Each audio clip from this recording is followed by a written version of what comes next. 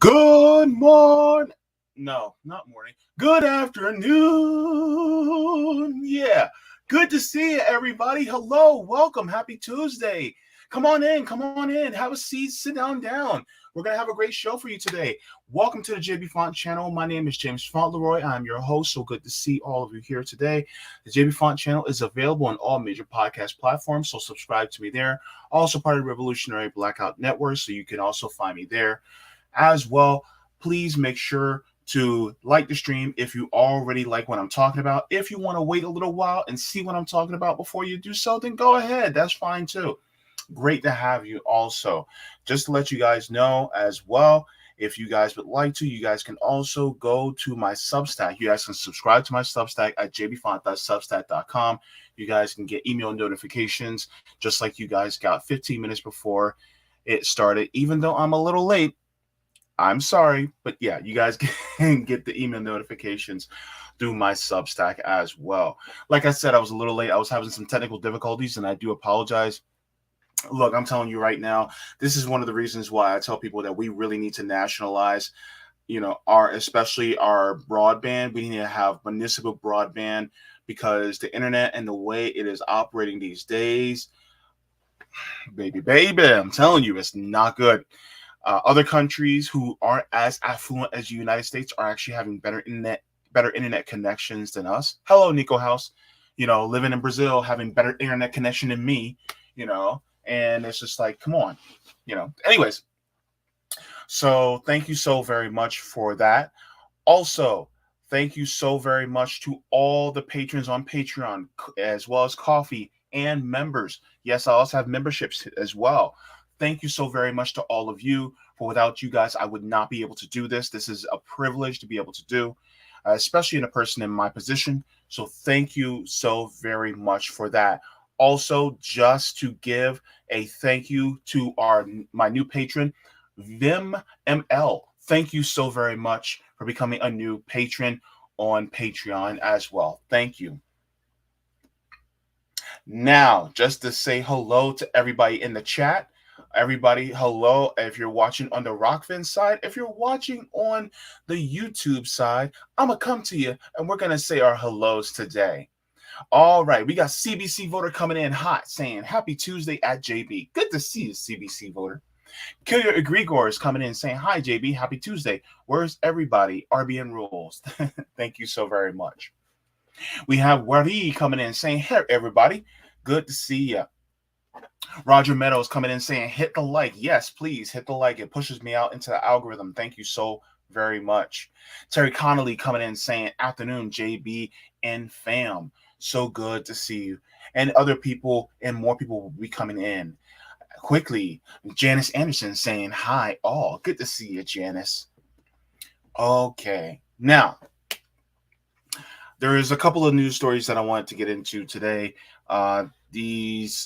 First of all, one of the things that I wanted to address was I was supposed to have Nelson Betancourt on to talk about public banks, especially locally. Unfortunately, Nelson has ended up in the hospital. So, Nelson, if you are watching, then my heart goes out to you, and I wish you speedy and easy recovery. And hopefully, when Nelson is better, we can also have him back on to have this conversation. We will be talking basically about finances as well as public banks and how they can actually help us in our lives locally. So I think that's something to talk about, definitely. Roger Meadows says citizen ballot initiatives that not only calls for municipal broadband infrastructure with the public internet service provider, but also must be competitive with the top 5 most well-developed countries in the world. Get better, Nelson. Yes, thank you so very much. And so I was going to have him on, but hopefully we'll have him on in the near future. But I will be talking about money still today, especially for my first subject. We're going to be getting into that as well. So just to say hello to my bestie, Sweary Fairy, coming in saying, hey, bestie, you're so bright today. Thank you. I decided I was going to go with red. Right? All right. We have Matt John saying, hey, Rad fam. Good to see you, Matt John. is in the Chizats. All right. And then Yipper99. All right. Good to see you, Yipper. All right. So, and you know what? I didn't put this up. That was my fault. Well, I was dealing with a technical issue, but hopefully that will, I'll alleviate that in a second. But I wanted to also show this to you guys as well. Hopefully that'll upload really quick. I'm using my Wi-Fi hotspot right now, so if things go a little bit slow, then that's why, because I literally had to leave my own Wi-Fi. Oh, the Dow was down. Okay. But yeah, so I had to do that. So, but it is what it is. So, what are we going to be talking about today? Boom, here we go. BRICS currency. This is going to be something interesting. That's why you see Ben Franklin with the black eye. Like, what's going on? This is going to be a little bit of an update on what I'm talking about BRICS a couple weeks back. So I'm going to be talking about that. That's going to be a really good subject to get into regarding BRICS. And because the C part of BRICS, China, is also in the news, we're going to be talking about DeSantis versus Chinese citizens. So we're going to be talking about that too. That's actually going to be a really interesting subject because I live in Florida and DeSantis is the governor of my state. So this is going to be really close to home. And this is going to be something that I think people are going to be interested in knowing. And really, this is connected to our history as a country going back 140 so years. So we're going to be talking about that. So it's going to be interesting. Stay tuned. All right. Now,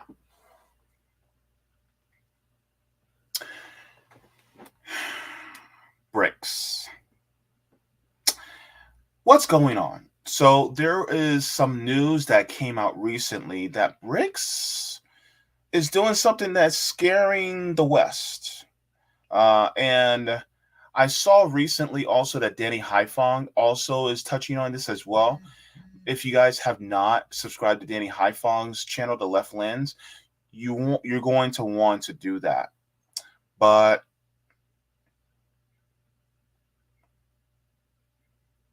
oh no, let me do something really quick.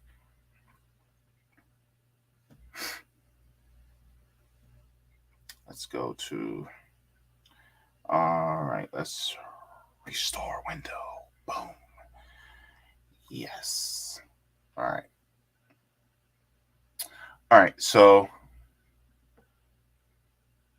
am I on two different windows?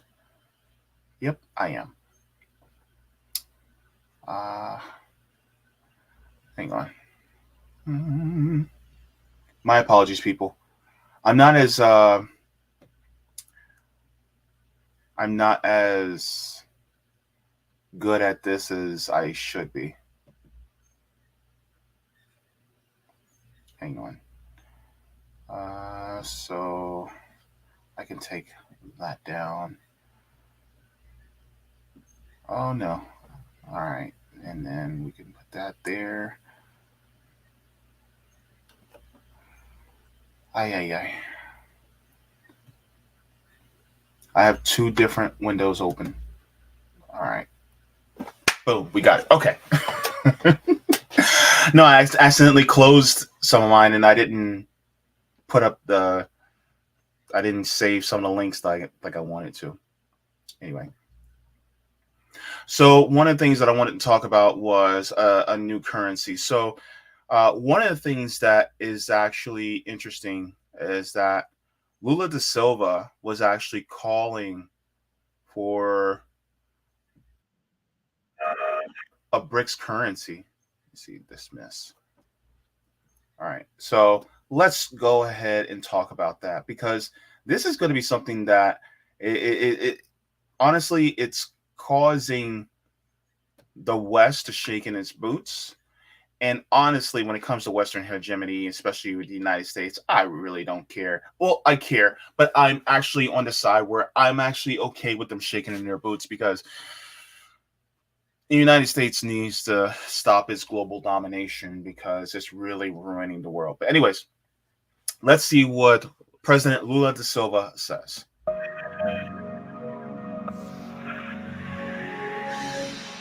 Eu toda noite me pergunto por que todos os países estão obrigados a fazer seu comércio lastreado no dólar.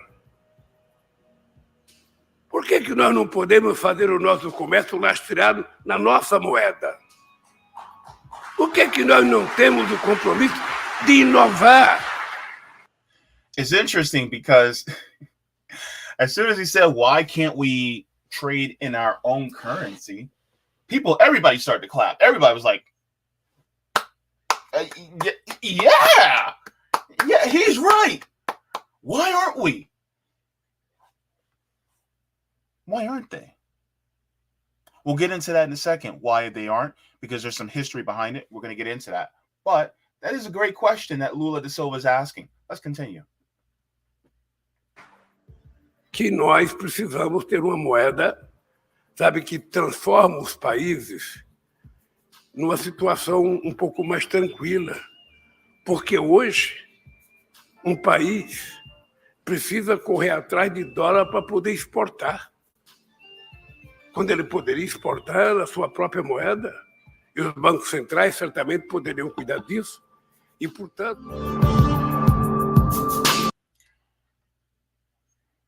So he raised a good question. Why don't we?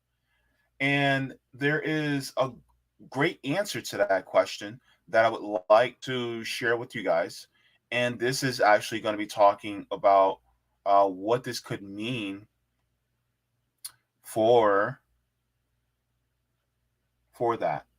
But first, let me go to this article really quick first.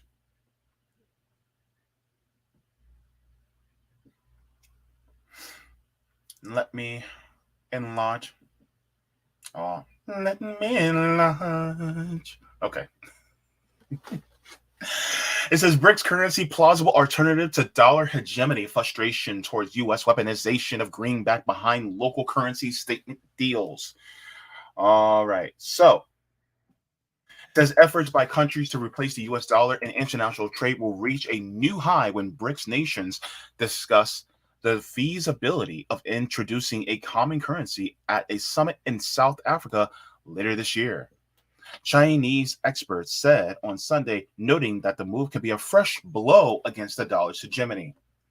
The BRICS group of nations, that's Brazil, Russia, India, China, and South Africa, will discuss the issue, which is likely to be on the agenda of a meeting of the nations' heads of state in Johannesburg in August 22nd.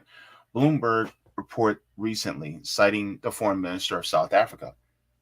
So the BRICS group of nations, Brazil, Russia, India, China, South Africa, accounts for 1/3 of global economic output. And their combined output is larger than the group of 7 economies by some measure. I think they're referring to the G7. Experts said that the desire for the currency that offers better accessibility and fairer treatment in international trade is the main objective for BRICS nations. They pointed out that the US dollar, used as a tool for the US to exercise international hegemony, has caused a great uncertainty for the recovery of the world economy. Zhou Yu, director of the Research Center for International Finance at the Shanghai Academy of Social Sciences, told the Global Times on Sunday that the discussion is likely to be probing effort by BRICS countries for a long-term global of a currency unit. Quote, despite the daunting difficulties such an effort faces, it is not entirely possible for these nations to have such a currency unit. Creator of a unified currency for a group of countries usually takes a long time and requires years of cooperation, and eventually means phasing out local currencies, Zhao said, taking the birth of the euro as an example. Quote, however, currently, the effort by BRICS nations seems to be focused on devising a currency unit used specifically to settle cross-border trade, rather than a currency unit to replace other local currencies, which reduces the difficulty of such efforts and increases its plausibility. So basically, they're like, yeah, we're not trying to replace the currencies. We're just trying to make it easier for us to trade, within BRICS nations, within the BRICS bloc. And if any other countries want to trade within that BRICS bloc, then they can also participate in that, which makes it easier for them to trade. Now, like when I had on Carl Jha on to talk about some of these things, where especially with the United States losing its global dollar hegemony, one of the things that we actually joked about and laughed about was the fact that somebody like this Senator Marco Rubio was basically complaining, crying, and whining about, oh well, if they have this new currency, then we won't be able to sanction them as much anymore. Which, in my opinion, personally, I say, good. Yeah, because here's the thing. They're literally sanctioning countries. And when you sanction a country, who does it hurt? It doesn't hurt the people at the top. It hurts the workers. And so whenever they talk about sanctions, I think of a couple of countries. I think of Cuba and Venezuela. And if you look at what the Cuban people are going through, especially in regards to their plight, and their plight isn't because of their government, but their plight is because of the United States putting this block on their trade, putting the sanctions on their trade. They put this blockade that has existed for well over 60 years since, the Kennedy administration.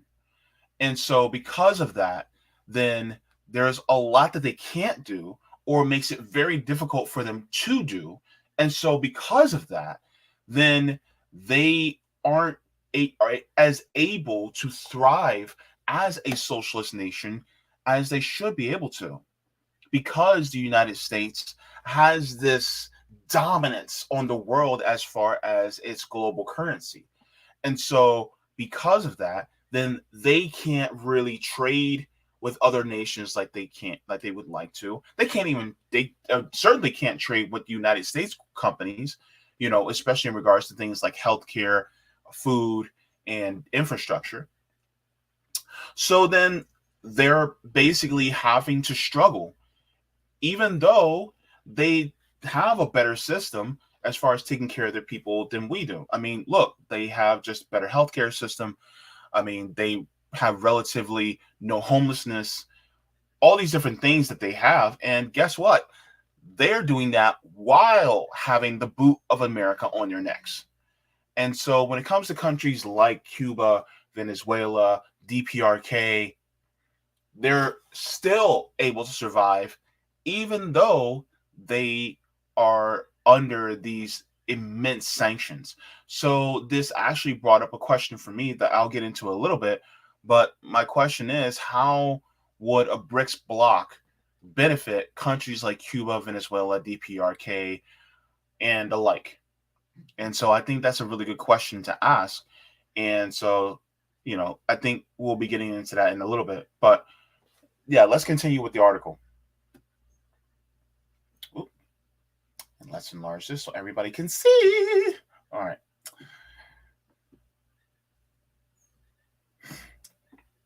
It says the call from South Africa came amid its long list of calls and moves from BRICS countries to other emerging economies to shake off their reliance on the dollar. Countries are affected by U.S. interest rate hikes and geopolitical conflicts as global trade priced in dollars is impeded.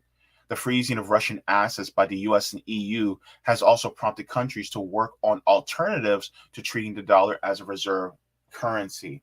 Roughly 80% of global trade is currently settled in U.S. dollars, according to media reports.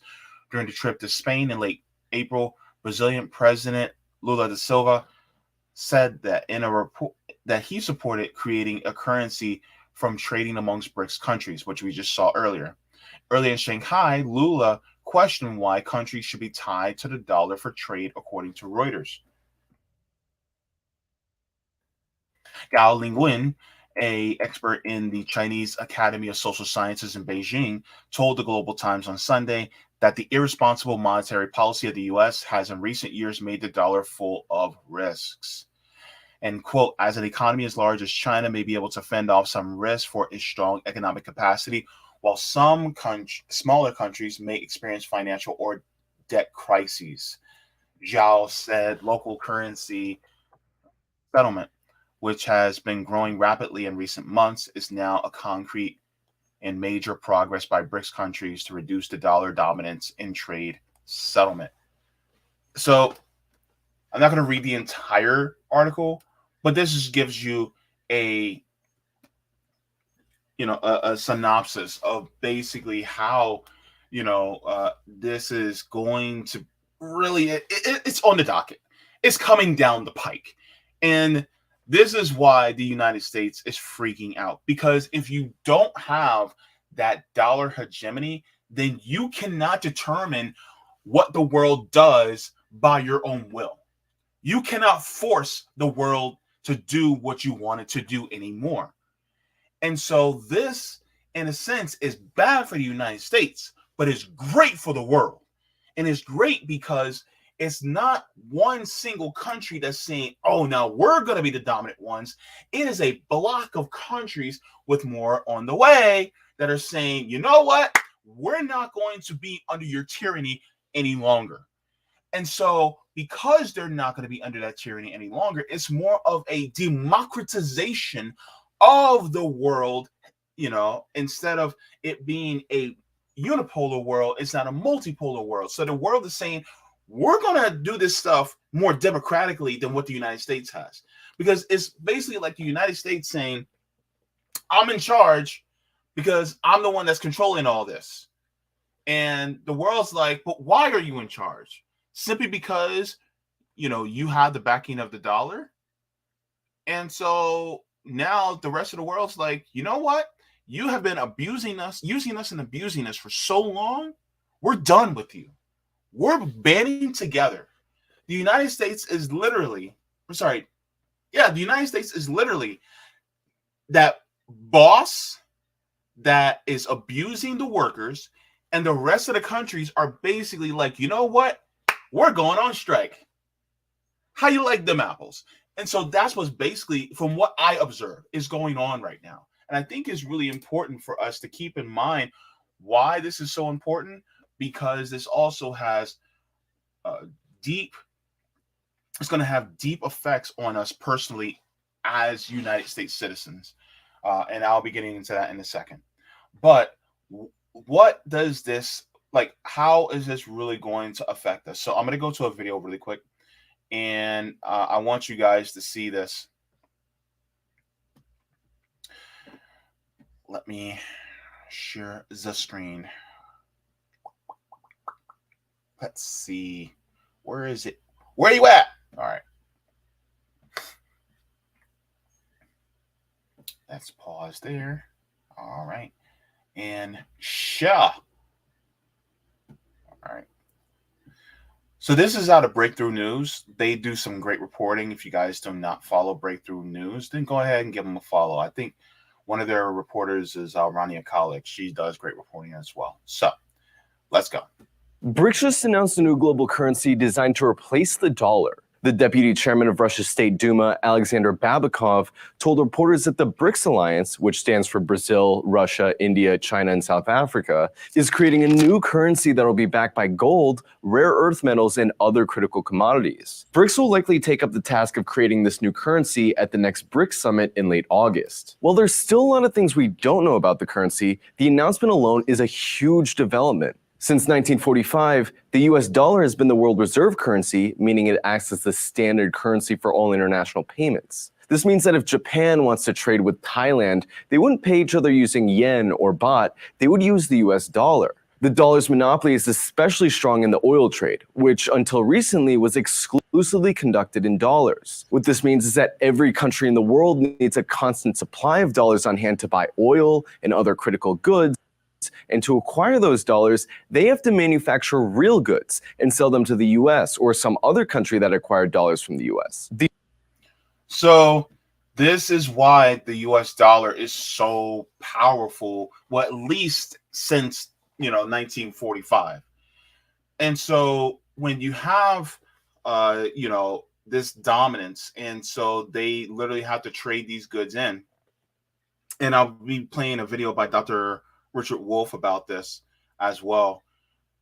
They have to trade in dollars in order to get the goods, even including but not limited to oil. And as we know, oil is what moves the world. Oil is what moves economies. Without oil,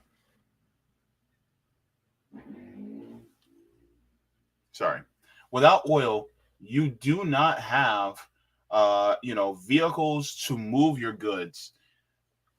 You do not have apparatuses to help manufacture your goods. Like, help, even in agriculture, what do tractors run on? They run on oil. They run on gasoline, right? And so because that, well, they need it. So they have to deal with the United States. And so this is forcing their hands constantly. And then on top of it, they have to play nice with a global power that doesn't play nice. And so when you have to force that, it's like, hey, United States, we see what you're doing in Gaza and helping out Israel. Do you think you're being a little harsh? Instead of actually going up and like, hey, yo, this is foul, what you're doing. You and Israel, you guys really need to stop doing this stuff in Gaza against the Palestinian people. Or, hey, what you're doing to Cuba has been foul. Y'all been doing this for 60 years. And in fact, we need to shut you out. But they can't, because they're tied to that. And then the last thing they need is for the United States to go, sanction. And then next thing you know, they're done. Their people start dying because they have sanctions. So that's, yeah. Let's continue. The United States, on the other hand, can print dollars, meaning they can essentially go into debt for free. Economist Barry Eichengreen describes it as the following. It costs only a few cents for the Bureau of Engraving and Printing to produce a $100 bill. But other countries have to pony up $100 of actual goods and services in order to obtain one. The other thing is that since the world financial system was set up by the US and relies so heavily on the dollar, the US also has the power to exclude countries from the international financial system. So that's the point. It's a system created by the US for the US. Think about it like this. Think about white supremacy. It's literally in the name, right? It's created by white people for white people, right? Hell, ask me, do black people really have Second Amendment rights in this country? No, we don't. For instance, I'm one of the first in my family, besides me, my cousin, and my brothers, that were born with full rights in this country. So guess what? If I had been born a few years earlier, I would have been born with those full rights. So it's the same thing with the economic system that is set up by the United States for the world. It is to benefit the United States for the United States. And if you do not play nice with the United States, even if they're committing atrocities, you're screwed. You can try to condemn them in more stronger ways, but if the United States don't like it, your head's on the chopping block, so to speak, proverbially. The US controls SWIFT, the international payment system, which basically functions as the blood vessels of the world financial system. How many of you guys knew about SWIFT? Not Taylor Swift. the currency delivery system that they have. I just found out about it. It's basically a global cash app for countries. That's what it sounds like to me. But yeah, let's continue. Financial system. The US has weaponized SWIFT by banning countries it doesn't like from it, like Cuba, Iran, and North Korea. The US also takes advantage of the fact that many countries store their foreign reserves in US banks and dollar-denominated assets. The most brazen example of this was after the Russian invasion of Ukraine, when the US froze over $600 billion of gold and foreign reserves held in US and EU banks, making Russia unable to pay its foreign debts. So how would a new BRICS currency change this? Well, the US has the power to print money and unilaterally exclude and punish countries because the world relies on the dollar. But if enough countries make the collective decision to abandon the dollar and rally around new currencies that the US doesn't control, the US wouldn't have the power to manipulate the world financial system like it does now. Skeptics often say that no currency will replace the dollar because not enough countries will adopt it. But the 5 BRICS countries alone represent a whopping 40% of the world's population. If you add the countries that are applying for BRICS membership, it becomes a little under half. Let me give you guys an analogy. Say there are 10 of us, and we're all roommates. But I'm the one that knows how to cook, and I cook all the food in the house. Right? So I cook all the food in the house. Nobody else knows how to cook. And nobody else can eat if I don't cook. Right? So then, because some of you as roommates say or do things that I don't like, I can withhold food from you. Now, see where I'm going? 4 of you out of the 10 decide to learn how to cook. You learn how to cook and you bring in your own food. And then guess what? You guys don't have to do anything I say anymore because now you guys also have food. And guess what? The other 5, besides me, the other 5 people are now looking and going, oh, wait. You mean to tell me I can get food from them instead of from that one guy? And I'll be able to eat? And if he does something I don't like, I can say what I need to say? Oh. See how that is? See, we're all roommates on this planet, right? And so why should the United States have that much power? Why should one country that's only 5% of the world's population, only 5% of the world's population, dictate to what the other 95% do? This is just like the capitalist system.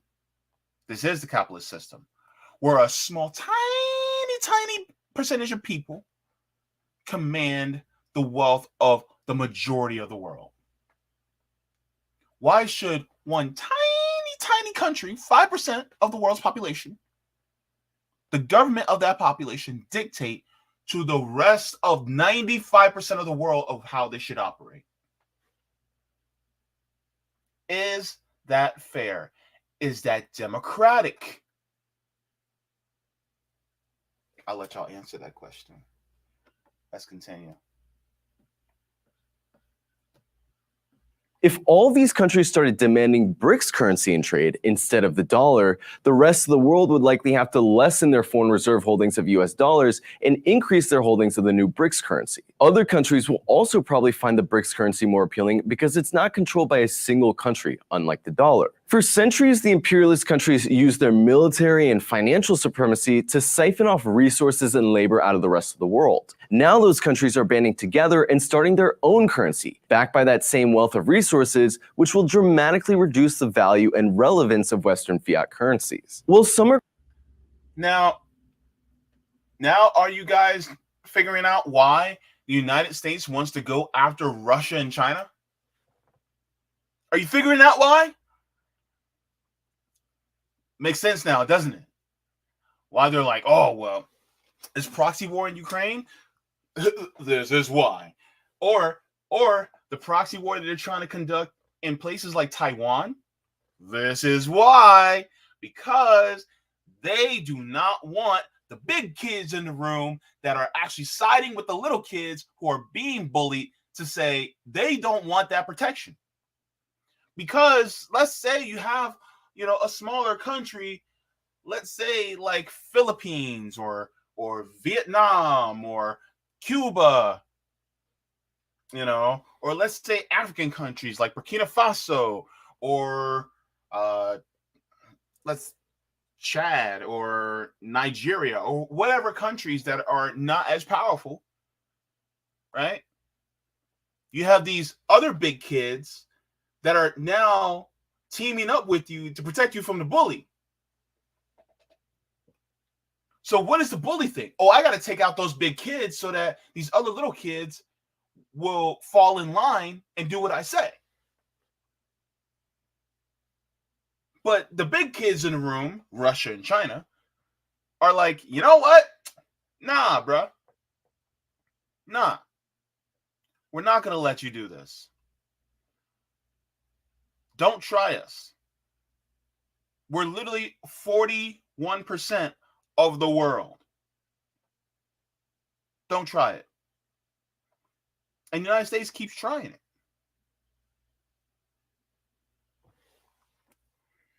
Ah, man. I hate bullies.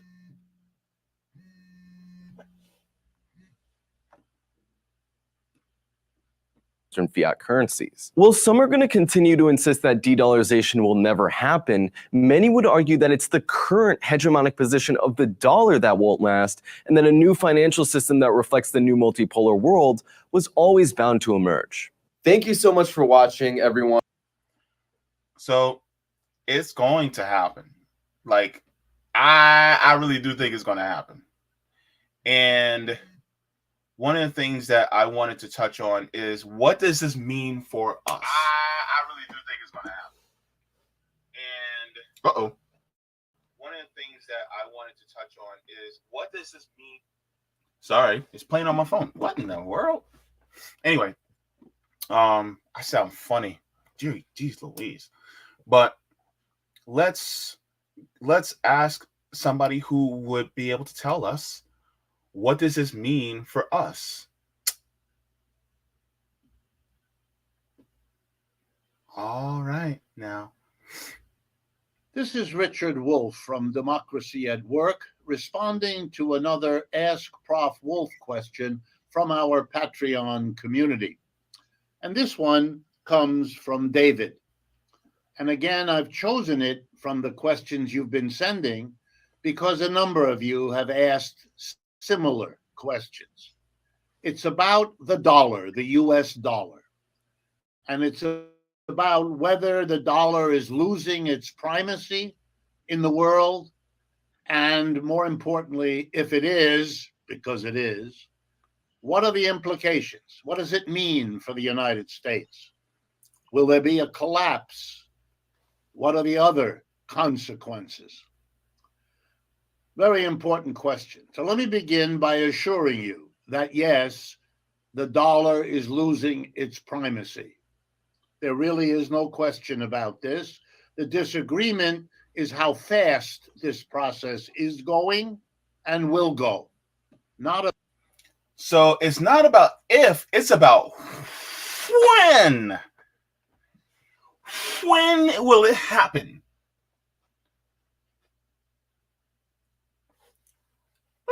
Guys, put in the chat, how many years do you think that it will collapse? Like, given your educated opinion, how long do you think it will be before it collapses? I'm curious. I'm giving it less than 5. I'm giving it less than 3. Yeah, I'm giving it less than 3 because it's not looking good. Let me know what you guys think. Let me see. About whether it will happen, except for a few, mostly on the right wing of political thinking, but even the most steadfast supporters of capitalism and supporters of the United States are able to see that the dollar is literally losing its global position. And what was that global position? Well, it was the dominant currency of the world, pretty much since the end of the Second World War. So that's 75 years and counting. In many countries, the dollar exists as a currency alongside of, or in some cases, instead of that country's currency. Central banks around the world use dollars as part of their reserve alongside gold and other valuable things to show that they can support their currency. And the more the world needs and uses dollars, the more the United States has enjoyed an impeccable economic gain from that. First of all, we give the world dollars in exchange for something. We don't just hand it out.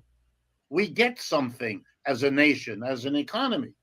For example, if we import goods and services and pay for them with dollars, we get something that is worth the work that went into it. The French wine, the Chinese consumer goods, the Indian technology products. And all we give them is cheap little pieces of paper, dollar bills, $100 bills, or the electronic equivalent. It's a wonderful way to get the wealth produced around the world and to give in exchange merely a claim on some wealth that may never be actually demanding something, because they use the dollars and buy them and sell them and keep them. So ultimately, it's about goods, right? Oh, hey, Noah, if you're ready, give me a thumbs up. All right. Also joining me as well is Noah Krejcivik from Midwestern Marks. Good to see you, Noah. Good to see you, brother. How are you? I'm doing good. Good. I'm not sure if you've been able to hear and listen to some of the subject I've been talking about regarding BRICS trying to create a new new currency that will really be it'll be bad for U.S. dollar hegemony. But if you want to comment a little bit on it, then you definitely can. So I wasn't able to listen. I had something of a problem. I was racing home to catch you after work. I had something of a problem afterwards at work. So I did catch the sort of end of Richard Wolff talking there. But Sure. Regarding their new currency, it's exciting. Yeah. It definitely is. By the way, that's a nice mug. Oh, thank you. But yeah, so let's continue a little bit, and then we can comment on a little bit more of what Dr. Wolff says. So For sure. Mm-hmm.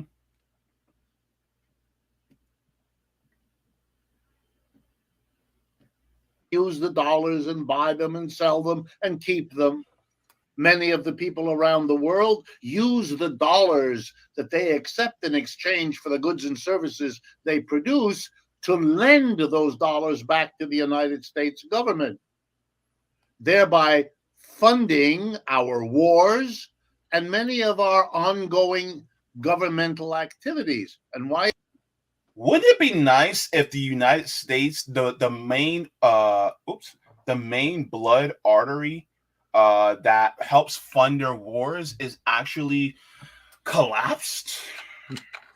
This is one of the main reasons they're sort of freaking out right now, right? Is because that the supremacy of the dollar is everything. If they can force people to not even take loans in dollars, but give loans in dollars, it gives them control over the whole thing.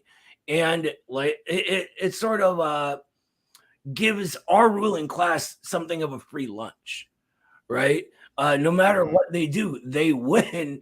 And we have anti-imperialists that forced to fund our military industrial complex. And so them doing this new currency is a brilliant idea, especially right now, since they're just now getting strong enough to do it, you know?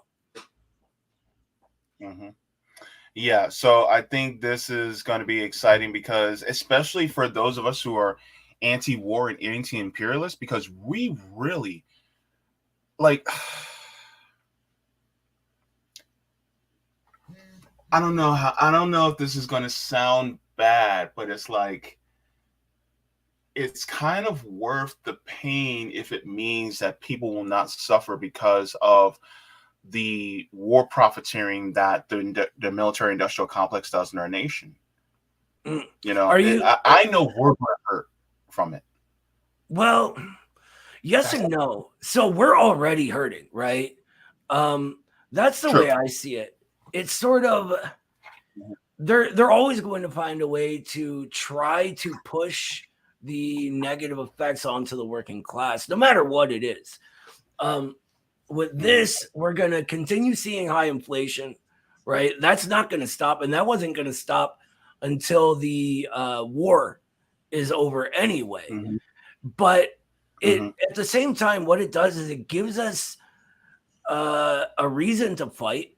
It gives us a direct, concrete thing to fight against and organize around.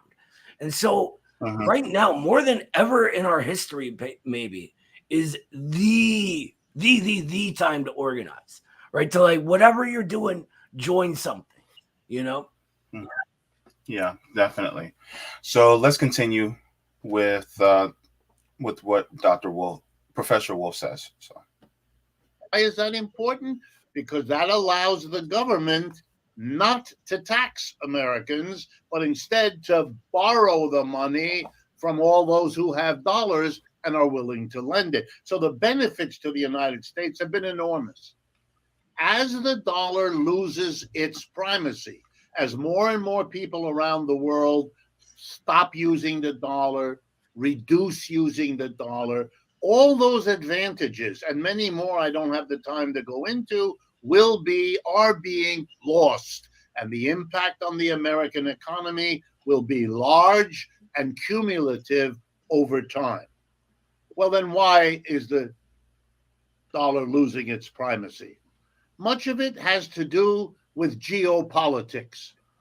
To put it very bluntly and simply, other parts of the world don't want to keep having workers produce and businesses produce valuable goods and services, shipping them to the United States and getting in return dollars. They want the benefits of a currency like the United States has gotten, but they want to share it in it too by having their currency become as important as the United States. One of my things, though, is, and you can, and anytime where I'm playing, the video, you can ask me to stop and, you can comment. But one of the things that I honestly think is that, and this is one of the problems that I see, especially with a lot of countries, especially African countries in the global South, is that they will produce goods, but then they have to ship those goods in order to keep themselves afloat versus, using those goods for the people in their nation. So you may have a very strong agricultural sector in your nation, but that agriculture is producing for a Western nation to ship off so that you can make that money so that you can at least keep yourself somewhat afloat. And I think that is a raw deal, especially to a lot of the countries in the global South regarding their workers. Oh, 100%. 100%. That was the entire point of the IMF and World Bank sort of like later Bretton Woods part of the system. Wolf said something interesting, though, that I sort of disagree with. He was talking about the dollar's hegemony. And so for me, I get most of my economic knowledge from Radhika Desai, who's a brilliant economist, by the way, and all of her books I would recommend, especially her new one. And what she explains and what Michael Hudson on her new show explains with her is that the dollar was never strong. The dollar system and the so-called Bretton Woods system was never a strong system. It was riddled with contradictions, especially as financialization continues on. So in 2008, we sort of turned this corner where the primary mode of capital accumulation in the US is no longer commodity production and sales, right? It is instead, because the rate of profit has fallen so low, it is instead financial speculation, right? And so what they're sort of forced to do is continually teeter back and forth between financial stability for all this speculation and securities and blah, blah, blah, and currency stability. So they get the financial stability and they start getting inflations. They get the inflations and cut down on the interest rates and they start getting the financial instability. And it's a complete back and forth. And the entire time, it's all of this wealth sucked up from everywhere else every time there's a crash, and you get millions of people thrown out of their homes. You get what I call reproletarianization, which is this new phenomenon I'm trying to describe. It's a mess, and we're getting to a point with it where it's completely impossible to go on in the old way, which is the objective conditions for revolution. Mm-hmm. Thank you very much for that. So let's continue. Yeah, sorry, I ramble. Just cut me off when I start rambling. No, it's all good. It's all good. It's a wealth of information. That's what I appreciate. Important as the United States.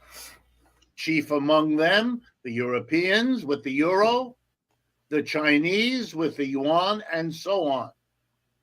And they have been acting to realize that objective.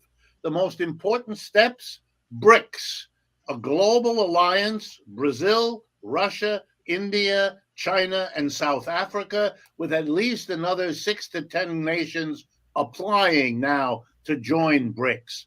They want to develop a non-dollar based trade among them. And these are nearly half the population of this planet.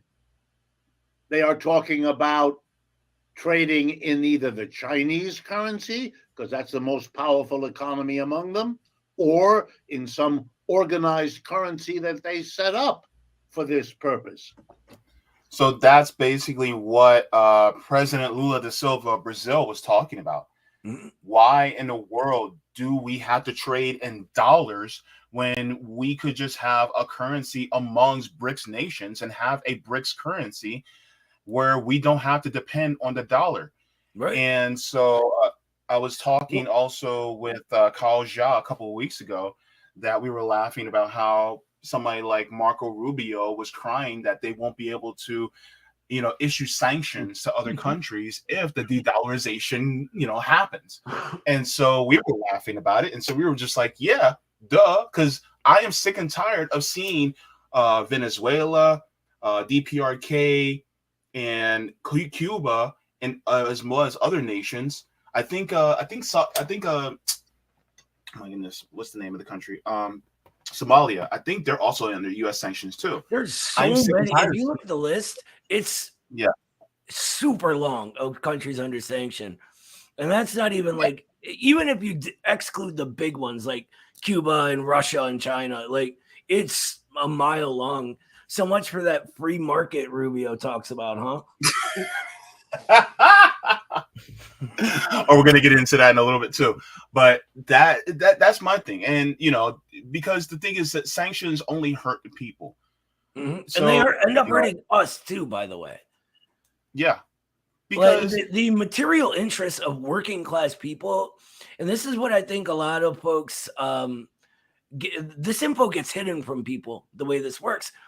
The material interests of us here and the working class people in Cuba and China and everywhere else align, right? They are in complete, like, there are some contradictions we could talk about, but regarding big things like this, it's full alignment. What would be better for us is a flow of trade between Cuba and us. Imagine if Cuba hadn't been prevented from getting the materials to make vaccines. Oh, whoa. Right? And at the same time, imagine if we had access to some of their better vaccines. You know, it's a win-win for working people, but a lose for the monopolists. Got it. Yeah, and I mean, just think about, you know, even like the indirect benefits.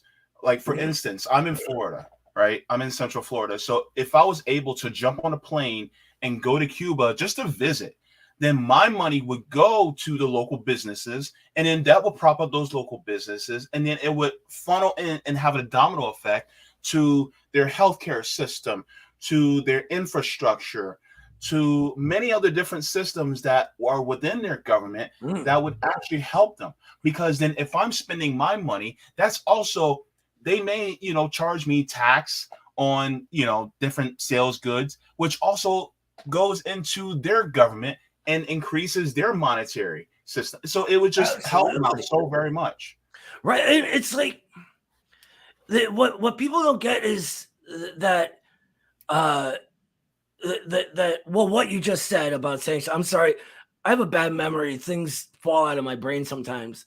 But sanctions, like, the only people they benefit are the monopoly cartels, right? And just as another example, Russia makes most of the world's fertilizers. With the sanctions Russia is under, this allows the monopolies left trading these fertilizers to increase the cost because they don't have that competition anymore, which means it makes it cost more for us because they're not biting into their profits. No, sir. You know, it's just wild that they act as if sanctions are this like soft way of not punishing a country that our ruling class doesn't like, but they genuinely hurt people, especially in the country they're in. The people of Cuba have suffered like no other in history. Maybe the people of Korea. Yeah. Let's continue, because he hits on some really good points past this point. That's the most tangible change. Here's another one. Literally a few days ago, the Chinese brokered an agreement between Iran and Saudi Arabia, overcoming the hostility and the wars between them, direct and indirect, overcoming much of the split between Shiite and Sunni Islam. They're opening embassies in each other's countries, the Iranians and the Saudis. And please be aware that Saudi Arabia is the largest producer of oil in the world and is now closer to China, with whom it is trading more and more than it used to be with the United States. That, just to stop there for a second, and I'm trying not to stop too much, but one of the things that I find very interesting is that, you know, as far as the way the world moves, we move on oil. So if Saudi Arabia is now starting to have more friendly relations with China, the United States is going to, this may end up forcing the United States to want to get off that dependency on foreign oil. But at the same time, that dependency on foreign oil may mean that they're going to try to do more forcible actions against lithium producing states, because if they can't produce enough oil, then they're going to have to move the goods and services a different way. The problem, though, is that you have nations like President Arce, Bolivia, and then even AMLO in Mexico, President AMLO in Mexico, they expressed having a lithium style OPEC. And then if you have countries like Mexico and Bolivia that also want to join BRICS, wink, wink, nod, you know what I'm saying? Then guess what? The United States will be like, hey, we want some of this lithium. And then guess what? They're like, yeah, you're going to have to trade in BRICS currency. You can't do it in U.S. currency. You know, what's his name? Bin Salim. I forget the prince's name in Saudi Arabia. Mm-hmm. I forget his name. It doesn't matter. Mohammed bin Salman. Yeah, there you go. Mohammed bin Salman. Yeah. Salman, sorry. He sort of bucked the Americans and during this thing with Russia with the energy. And for years, they've been calling Maduro a dictator and not the real president or Venezuela. And what did they do? They went begging to Maduro for some oil when they needed to adjust the prices so the super majors could continue trying to make up for the falling rate of profit. Mm-hmm. It's so wild the way all that works, man. And what really interests me is the source of all of it, right? When the dollar became hegemonic, it was forced. It was like basically at gunpoint. There were all sorts of ideas about creating a world currency, or at the time, what's his face? The British guy. Oh God, Keynes. He was talking about this, and it all sort of amounted from the US forcing the countries after World War I to actually pay back war debts, which usually just got forgiven among allies, especially, but they wouldn't have it. And so the sort of dollar hegemony started there. But this one with BRICS and this new currency, it's being created out of all of these countries holding each other's currencies. And so it's this sort of win-win Chinese style cooperation that won't allow anyone to do what our ruling class has done and continually steal the currency of other countries. They've stolen from Venezuela, from Russia, from Iran. It's on down the list, you know? And so, I don't know. I'm just really excited about it. Yeah. And so, let's continue. Yeah.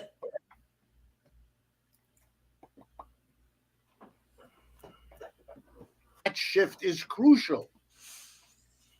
Trade in oil used to be done in dollars, requiring everyone to keep and hold dollars. China and Saudi Arabia are discussing what they call the petro-yuan, that is, trade in oil denominated in the Chinese currency. Dun, dun, dun. The value of the dollar in relationship to other currencies is therefore likely going to fall in the years ahead. That will make imports into the United States, which we now depend on, much more expensive. It will therefore also drive up the price of those imports, and that will be an inflationary boost when the United States needs it least. Oof. We will become more and more of an exporter. As our dollar goes down in value, our goods become cheap. And this is key to what I believe the working class and the reproletariat should be fighting for in our era, is bringing industrial production back, right? The actual productive economy rather than financialized asset sort of value manipulation. I think that's key to everything. And I think it's going to be part of a coming revolutionary situation if we can organize ourselves properly. Yeah, that's a really good point. Actually, I have nothing to add because really you said everything that I was thinking too. All right. It goes down in value, our goods become cheaper for people buying the devalued dollar. It will shift our economy around. Those shifts are always difficult. They may, if they're not properly prepared for, not properly managed, produce a crisis. And it could be as serious as the crisis that threatens from the collapse of the American banking system in recent weeks. So, yeah, it is a dangerous, or it could be, but it is more a long-term readjustment of the world that Americans having a hard time getting their heads around. We are not the dominant player in the world today as we were for most of the last century. That is over. And more important than anything is to come to terms with that reality, because it is becoming truer and truer with each passing week. I'm telling you, man, it is like, and like I was saying, I asked the question to everybody in the chat. I was like, how long do you think before? Because it's not a question of if it happens, it's a question of when. And I said I think it'll happen within the next 5 years. What are your thoughts? I don't know, 5 years maybe, but it's like Lennon said, right? There are weeks that take that. Wait, what is it? Decades that happen in weeks, and weeks that take decades, right? The when things begin happening, they will begin happening very quickly, and I think the left isn't ready, not even remotely close. We're disorganized. We bicker amongst ourselves. We are very childish, very surface level thinking. And, I'm including myself among the left here, right? Like, we have to do better. And we have to begin taking things seriously and recognize that we are a serious force for change in the world, even if the ruling class doesn't want us to think that. We need to be professionals, right? There's a concept Lenin developed called the professional revolutionary. And that's exactly what we need to be. If we can organize, the masses are ready. The working people need a way out. And it looks as if the ruling class can't keep going this way either. So the time is right. The objective conditions are arriving. It's the subjective ones we are missing, which is good news, because that means it's something we can fix. We can do that, Yeah, definitely. Just looking at some comments in the chat, the Yipper99 says 7 years. Screen Arts Media says it already had. Cobra Commander says 20 years. Reality Revolution says 19 months. That's pretty specific. Do you know something we don't know? Yeah. Bad Cookie says there will be no full collapse of the American dollar, but we will never have the level of growth we did in past decades. That's a nuanced take. I think that's actually, it depends. If we can organize our working class, which is the proletariat and reproletariat, if we can somehow create an alliance of these classes the way the Bolsheviks did with the proletariat and peasantry, and actually take power, I think we'll see growth like never before. Like maybe since we haven't seen since the dawn of industrial capitalism, and this time it would be done without all of the horror, right? And bloodshed and slavery and genocide of native people, et cetera, et cetera. Yeah, because I'm thinking about the People's Republic of China, and how there was a guy who was from China on TikTok talking about how his life has actually gotten better over the last 40 years. And it's just gotten better. Versus, if you notice, for us, we're always complaining about how worse has gotten over the years.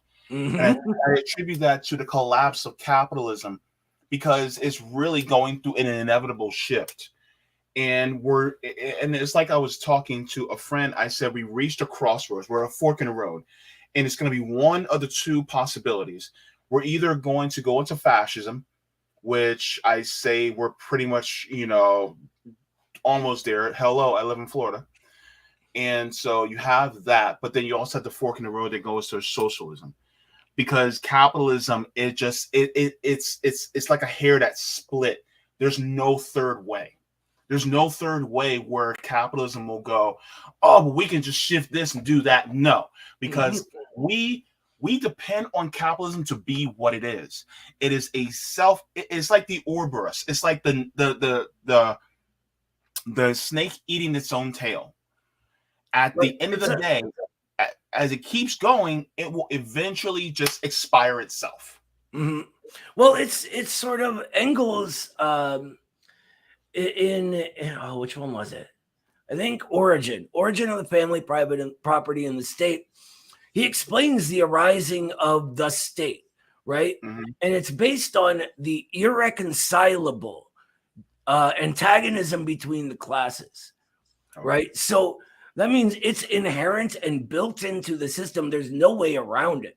So what you're saying is sort of just a different version of the Marxist view of things, right? This contradiction that our society exists as is over the course of our entire history overcoming itself.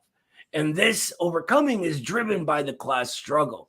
And there are, wins and losses, but in the US specifically, it's often taken the form of the Black freedom struggle, right? The suffragettes were huge back in the day.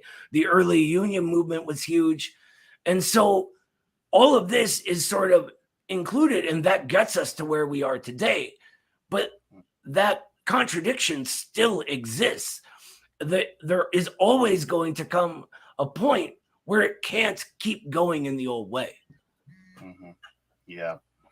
There was an interesting, and I'm going to move on quickly from this subject to get to the next one because I want to make sure I get your opinions on the next story. But this was an interesting article that I found. This was actually out of the Money Cloud. It says, what does BRICS new currency reserve mean for you? And let me see if I can enlarge this just a little bit. Okay. It says, what does the currency mean for you? Emerging powerhouses, Brazil, Russia, India, China, and South Africa, otherwise known as BRICS, form an increasingly influential economic bloc, reforming global finances high on their agenda. In April, Russia was the first country to ratify an agreement set up a $100 million foreign currency reserve pool. This pool, known as the Contingent Reserves Arrangement, is essentially a store of foreign currency any of the BRICS countries can dip into if they need to. And it goes in and talks about that. But I want to go into this. But what will this mean for me? Real quick. Okay, go ahead. Scroll up a little bit. Mm-hmm. Okay, a little more right there where it says balance of payments. That is huge. That line is what you want to pay attention to when we're looking at international economics, just so you know. Yeah. And they're sort of describing what I was talking about, holding each other's currencies. Yeah. So I'll just read this paragraph. It says, go ahead. I'm sorry. Yeah, it's good. Having this emergency store will support their balance of payments, effectively covering debts for a short-term crisis. Keeping funds in a stable foreign currency is especially important as it protects against currency against currency fluctuations in BRICS member countries. The Brazilian real, for example, declined in value by roughly 17% against the US dollar in the first 3 months of 2015, thanks to political instability and inflation. Reserves mean that Brazil and other BRICS countries can keep their currencies at a fairly level exchange rate, even if they're experiencing difficulties. It's brilliant. Mm-hmm. And that should have been what we were doing with the UN, right? If the liberals actually meant what they said, that would have been set up already. Mm-hmm. Yeah. And my thing is like, what if the United States teamed up and created an actual reserve currency that actually benefited the world like this? Like the United States could have did this, but they chose not to because they're greed. It's a ruling class. Yeah, it greeds their downfall. Mm-hmm. Yeah. So this says, but what will this mean for me? It says, if you are a BRICS national, having a foreign currency reserve might help stabilize your economy. This, in turn, encourages trade, tourism, and often means lower unemployment. Stability typically comes with steady exchange rates, making traveling abroad or even buying a house overseas easier to budget for. When the Brazilian real declined in early 2015, a home worth $200,000 would quickly have gone down to $166,000. Steady rates usually safeguard against sharp devaluations, so you can feel more secure in your purchases. And then it says if you're an investor in the BRICS country, the reserves have implications in terms of consumer confidence. This is likely to increase as BRICS countries can pay international debts quicker and have more reassuringly stable economies. This leads to an uptick in spending and economic growth, meaning there is more money going into companies you might have shares in. Now, this is from a capitalistic perspective, but yeah. So even from a capitalistic perspective, if you're an investor in BRICS companies, this is actually a good thing for you, which is crazy to think about. Well, and notice the companies were in question are a part of the productive economy rather than just financialized assets and debt, which is really important to make that difference because it's finance capital in contradiction with the old productive capital that we're talking about. And when you say that, you're talking about more of the countries that produce goods, actual goods and services and factories and things like that, right? Yep, just the way we used to do here. Well, not just the way, but yeah, the same type of production going on. Yeah. Okay, so in ending it says relatively constant exchange rates also mean investments are safer. Our early example of Brazilian property prices applies in exactly the same way here. The chances of being hit by an unpleasant surprise is significantly reduced. So this is, just from more of, the financial side, especially people who are investors, they're even seeing this as a benefit, which is crazy on his face because I'm just like, but aren't you guys capitalists? And they're like, yeah, but it's more stable. And capitalists love stability, Yeah. I mean, yeah, sometimes they love a little bit of risk. In China, Oh, I'm sorry. I talked over you. What did you say? No, it's all good. Oh, I was just saying, why do we think so many people want to invest in China, It's just more stable. True. And the US breakdown is so apparent to everyone, yet our media keeps telling us everything will be fine. We're in good shape. We're in a recovery. Remember the Obama era jobless recovery we had? Yeah. Well, I'm sorry. I don't want to swear. What the F is a jobless recovery? Yeah. Definitely. And there's this last article. It's a really short one, but I just wanted to, because I was questioning the audience earlier. I was just like, what would this mean for Cuba? What would a BRICS country mean for countries like Cuba? And so this is out of tvbrics.com. So let's get it straight from them. It says Russia and Cuba would celebrate 120 years of diplomatic relations in 2022. Julio Antonio Garmendia Peña, ambassador extraordinary plenipotentiary of the Republic of Cuba to the Russian Federation, spoke about the need to restore the flow of Russian tourists to the Republic and answered a question about possibility of joining BRICS in an interview with Izvestia. Cuba, quote, Cuba maintains trade relations with countries of the association, stressing the importance of cooperation with Russia and China in various sectors of the economy, end quote. According to Peña, since the BRICS countries account for 42% of the world's population and more than 16% of global trade, the trend towards expansion in the alliance offers the hope of achieving a multipolar world. In June, Argentina applied to join BRICS and was later learned that Turkey, Egypt, Saudi Arabia, Nigeria, and Algeria also want to join BRICS. So this is just massive. This is going to be, I honestly hope that I hope there's a report that Cuba's like, oh yeah, we're joining BRICS. That would be great for Cuba. In the past, it's been really trying to get around the American blockade, right? And them having varying degrees of success. But with all these changes coming in the recent time since 08, and then more recently since 2021, that's becoming less of an issue. Their economies are more powerful and they're more ready to just go, screw you, America, we'll do what we want. You can't stop us, which I think is pretty cool. They were talking about Cuba, tourism in Cuba. And it's funny because during the, I think JB clipped out for a minute. Anyway, I'll just tell my story. Hopefully he'll be right back. So during the Obama era, there was the Cuban cool or whatever they called it. And they loosened all of the sort of restrictions on travel and all that stuff. And so my wife and I kind of pounced on this, right? And we planned a trip and we made friends with our contact in Cuba, who was this party guy named Jamie. Super nice guy. He was going to take us to dinner at his family's restaurant and take us on a tour of the Museum of the Revolution, all this cool stuff.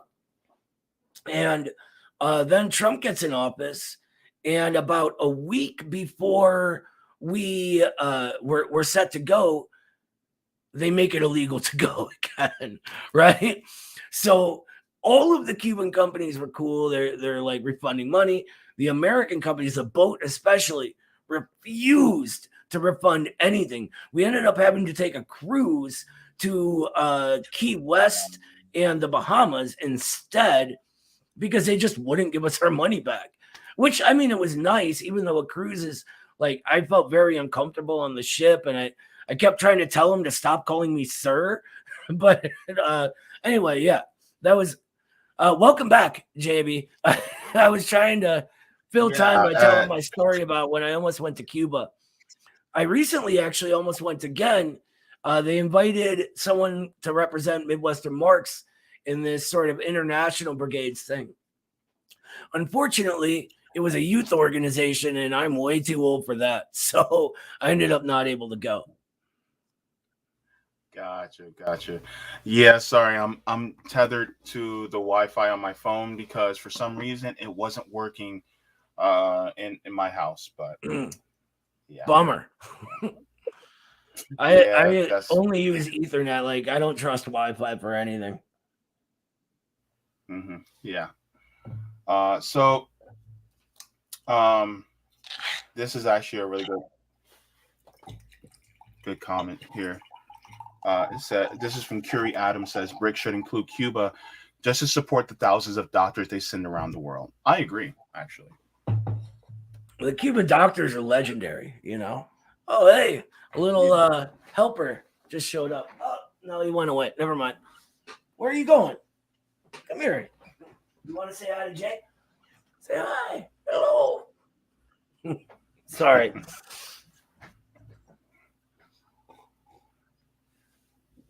So yeah, they're legendary. There's, our country ships, war and devastation, whereas Cuba ships doctors. There's no comparison,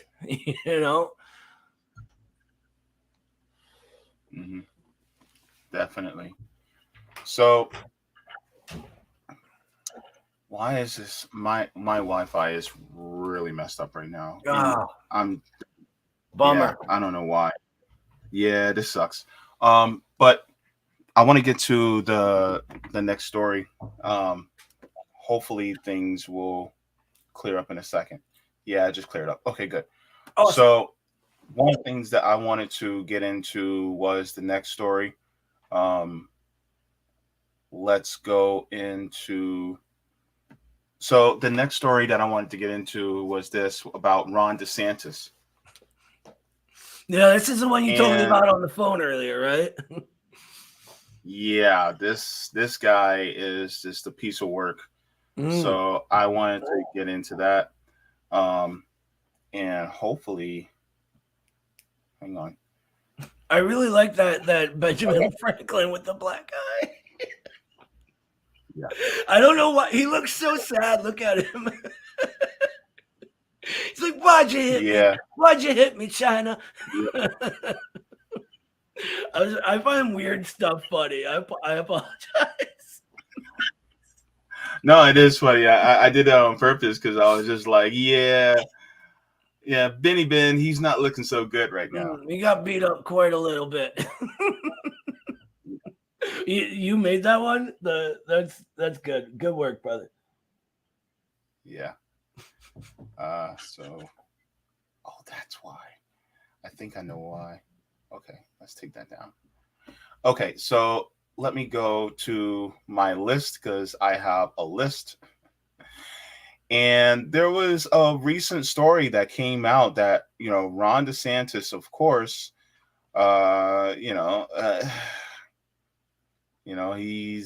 a bit of a bastard. Let me make sure I get a bit. Just a bit. Just a bit. A little bit. So I'm gonna share my screen really quick so we can see this article. At my work, we have a word for that, by the way. So when someone's like a little bit of a bastard, we call them a dip, right? As in they're half of a dipshit. Nice. So this is a report. It says Governor Ron DeSantis signs legislation banning Chinese citizens from buying land in states. Have you heard about this? I haven't heard of this one yet. No, I thought you were talking about the one where he was signing the education thing to begin like teaching like wild lies about communism in schools. Like like Stalin ate everyone's babies and their babies' babies, and maybe a dingo ate your baby. No. No, man. Any Seinfeld reference is good with me. Yeah. Maybe a dingo ate your baby. Sorry. Yeah. So this is going to be an interesting story. You're gonna be interested. It's out of Tallahassee. It says Governor Ron DeSantis on Monday signed 3 bills intended to curb the influence of the Chinese government in Florida. The measures will restrict land ownership in Florida by Chinese citizens, ban the use of Chinese-owned social media platforms such as TikTok and WeChat on government devices, and further limit colleges and universities from building relationships with foreign countries of concern such as China. DeSantis said, I'm sorry, go ahead. Just wow. For someone who pretends to talk about freedom, he's all about that authoritarianism when it suits him, right? Oh, of course. What happened to the free marketplace of ideas, right? Mm-hmm. It continues, says DeSantis said the legislation, which will take effect on July 1st, makes it very clear that we don't. Okay, hold on. I got to do my voice. On July 1st, makes it very clear that we don't want the CCP, the Chinese Communist Party, and the Sunshine State. But anyway, I had it. You got to clown these people. I agree. I think it's funny because like look at his reasoning. They have established a position of economic might, of industrial hegemony, and their military is far stronger than it was 20 or 25 years ago, right? None of that says they have any ill intention towards the U.S. or anything but want to be friendly with the U.S. The Chinese have wanted friendly relations with the U.S. since the era of the Sino-Soviet split. Like with you got to understand that they're not the Soviets, right? They arose out of a very nationalistic revolution. Yes, it was a communist revolution, but at the same time, it was a peasant-led revolution. And this, like, as it adapts and develops, changes its character, right? But from the get-go, they were never interested in forcing Chinese ideology on anyone, on like sort of expanding the revolution the way the Soviet Union was as sort of the center of world revolution at the time, they leave it up to every other country to have our own revolutions in our own time and want to help flourish the entire world regardless of ideology. And they say this constantly. And I've actually seen like bad translations that take something like "we want friendly relations with the US" and completely mistranslate it into vaguely threatening statements. It's wild. Wow. That's crazy. So it continues, says, quote, "They have established a position of economic might, of industrial hegemony, and their military is far stronger today than it was 20 to 25 years ago," DeSantis said during a bill signing event in Brooksville. "They have a leader who is very ideological and is intent on expanding CCP influence, not just in their region, but even around the globe." Here's my thing, though. A lot of us became communists because we saw how shitty capitalism is. Xi Jinping didn't have to say anything to us in order for us to realize, you know what, this capitalism thing isn't really working out for us. Maybe, just maybe, we should go in a different direction. Right? Xi Jinping did not whisper into my ear and say, "Hey, kids, do you want some of that communist candy that we have in the van down by the river? We can give you that communist candy, huh?" Well, first of all, the racist use of CCP instead of CPC bothers me every time. But oh yeah, I realize that. Like, I'm sorry, but ain't no Chinese getting rich off my labor. That's the white dude I work for, right? No Chinese people have ever hurt my family, any of my neighbors, my coworkers in any way whatsoever. That's my government, my boss, my establishment and deep state, or whatever you want to call it, the bureaucracy. That's all our own ruling class doing that. They're not deteriorating our living standards. Our financial institutions are. Yeah. And so it gets on my nerves because they're trying to, it's like they call it the Chinese Communist Party when really it's the Communist Party of China. Just like there's a Communist Party of the United States, and there's communist parties all over the world. Communist Party of the United States. Yeah. I mean, it's literally called CPUSA. Yeah. Dear God. Says DeSantis, who had been working to build international credentials ahead of the anticipated presidential run in 2024, blamed the elites in our own country who for a generation have favored short-term profits with China. He did not specify the individuals. This is his cover of populism, right? To try to like pull the Trump vote. It's BS. Yeah, I mean, with Trump, it's BS as well, but at least it's good BS. It's BS that like gives you some entertainment value and actually took people in. But with him, it's just so naked. Like, he's been part of one of those elites forever. At least Trump was like knocking on the door trying to get in, and he had a lot of them telling him no, Yeah. So it talks about what the contents of the bill are. It says the most conscientious measure, SB 264, seeks to largely prevent Chinese citizens from purchasing land in Florida. The legislation would allow Chinese citizens with non-tourist visas to acquire single parcels that are under 2 acres and located at least 5 miles from military installations. In voting against the legislation last week, House Minority Leader Fentress Driscoll, a Tampa Democrat who is also an attorney, called the bill an overly broad and warned it could result in lawsuits by veering into the area of national origin discrimination. Now, what does this remind you of? Something happened in our past. What does this remind you of? This is how it always gets started. No matter, there's so many examples of shit like this, like stemming out of our sort of white supremacist past, especially, when like that was overtly the stated ideology of the establishment, you know? Mm-hmm. And it's always like, oh, there's some foreign danger, and it turns into Japanese internment, right? And things like that. Yeah. This one says, meanwhile, DeSantis signed a bill, SB 258, that expands on a September 2022 executive order directing the State Department of Management Services to create a list of prohibited social media applications that it considers security risks to block access on state-owned wireless networks. The bill came amid a national debate about restricting access to the widely popular TikTok app for security reasons.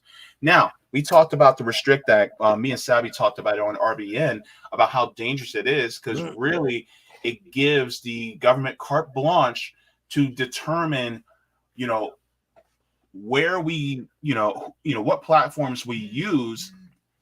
And it basically is a free speech bill that prohibits free speech electronically. Right. And so DeSantis is trying to do the same thing statewide here in Florida. Yeah, it's funny because TikTok is a perfect example. Mm-hmm. I think we're on our 7th, maybe 8th ban from TikTok with Midwestern marks. When the Chinese were actually running it, we were never banned. We're getting millions of views on all kinds of videos, just blowing up. And that's because of the really people-oriented algorithm that Tencent wrote.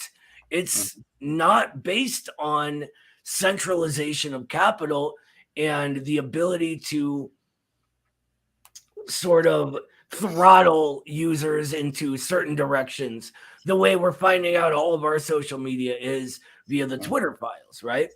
It is literally, no matter who you are, if you get something that got passed around, it could blow up.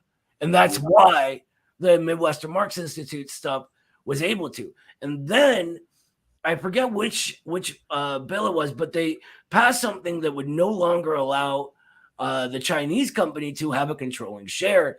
And they got all of these Department of Justice people in there, like literal ex-intelligence assets running TikTok in content management. Suddenly we're getting banned left and right.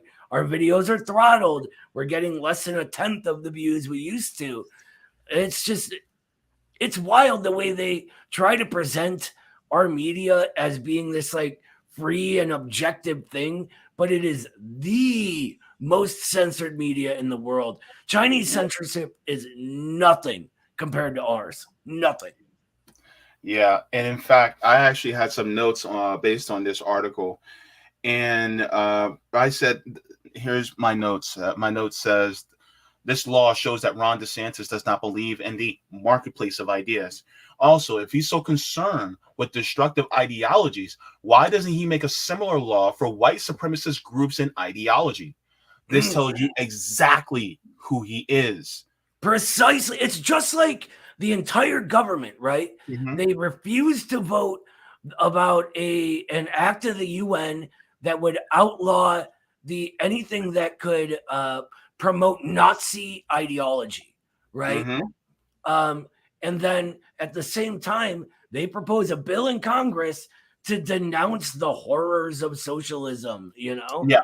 It's wild. Like, the socialists are the ones that defeated the Nazis. Yes. And they're trying to sort of erase that history.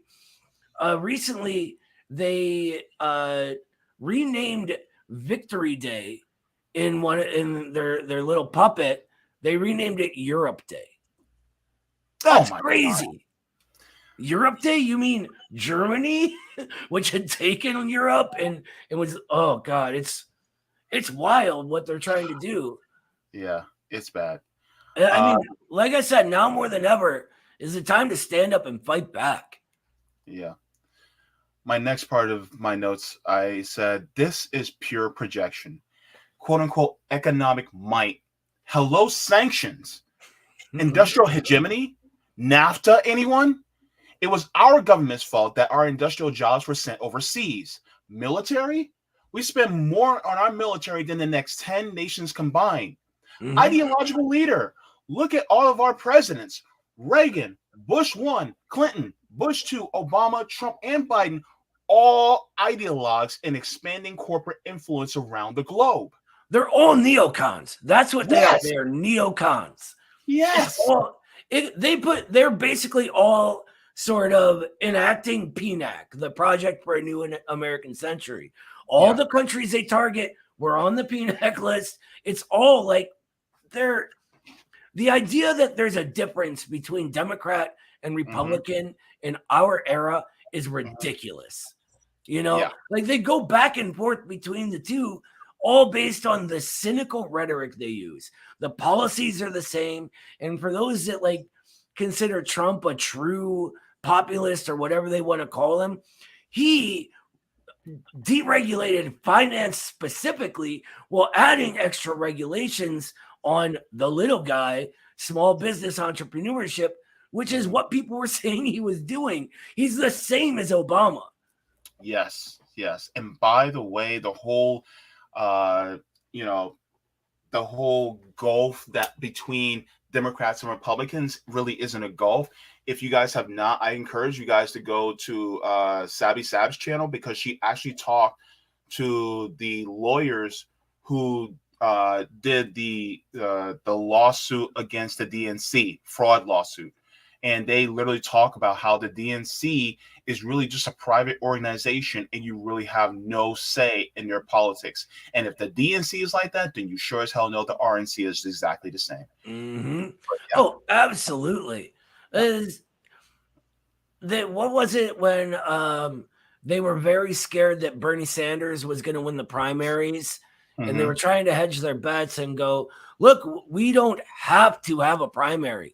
Well, whoever we want to be the candidate will be the candidate.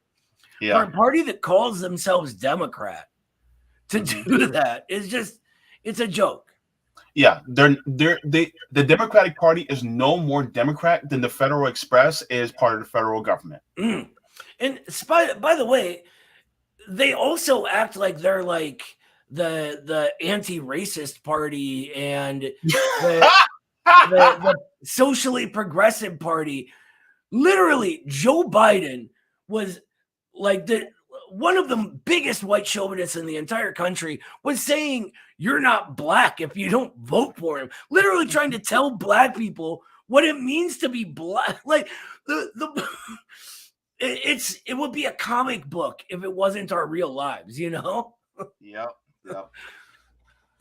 So the next part, I said, the elites in our country that, Ron DeSantis was pointing towards, like Harlan Crow. Remember Harlan Crow? He's the one that was giving all these gifts, millions and millions of dollars of gifts to Clarence Thomas, our Supreme Court Justice, Harlan Crow. Or what about Charles and David Koch, the Koch brothers? What about them? Or how about the Mercers that also fund him? Yeah. Right? The whatchamacallit, the Sackler family. What about Elon Musk, Warren Buffett, Bill Gates? What about them? Right? Talk about the elites. Let's talk about them. Right. And let's talk about his involvement with them and getting like, it's wild because the way, let me go on a little tiny rant about finance capital. Okay. Sure. The way that our financial system is regulated or deregulated these days, it's something called regulatory capture that's happened, right? What happens is the government committees that are supposed to regulate our financial institutions, whoever donates the most to the party gets those seats, right? So all that happens is the financial institutions send their lobbyists in, donate the most, and it's literally Wells Fargo people or Chase people that are in those seats, then deregulating. The guy that, what was his name? One of the only like decently regulatory bills on finance, I forget it, but he'd written it, went back on it after getting a job at these financial institutions. All of it is one big revolving door. Barney Frank. Yeah. Yes. Barney Frank. Thank you. From Dodd-Frank. Yeah.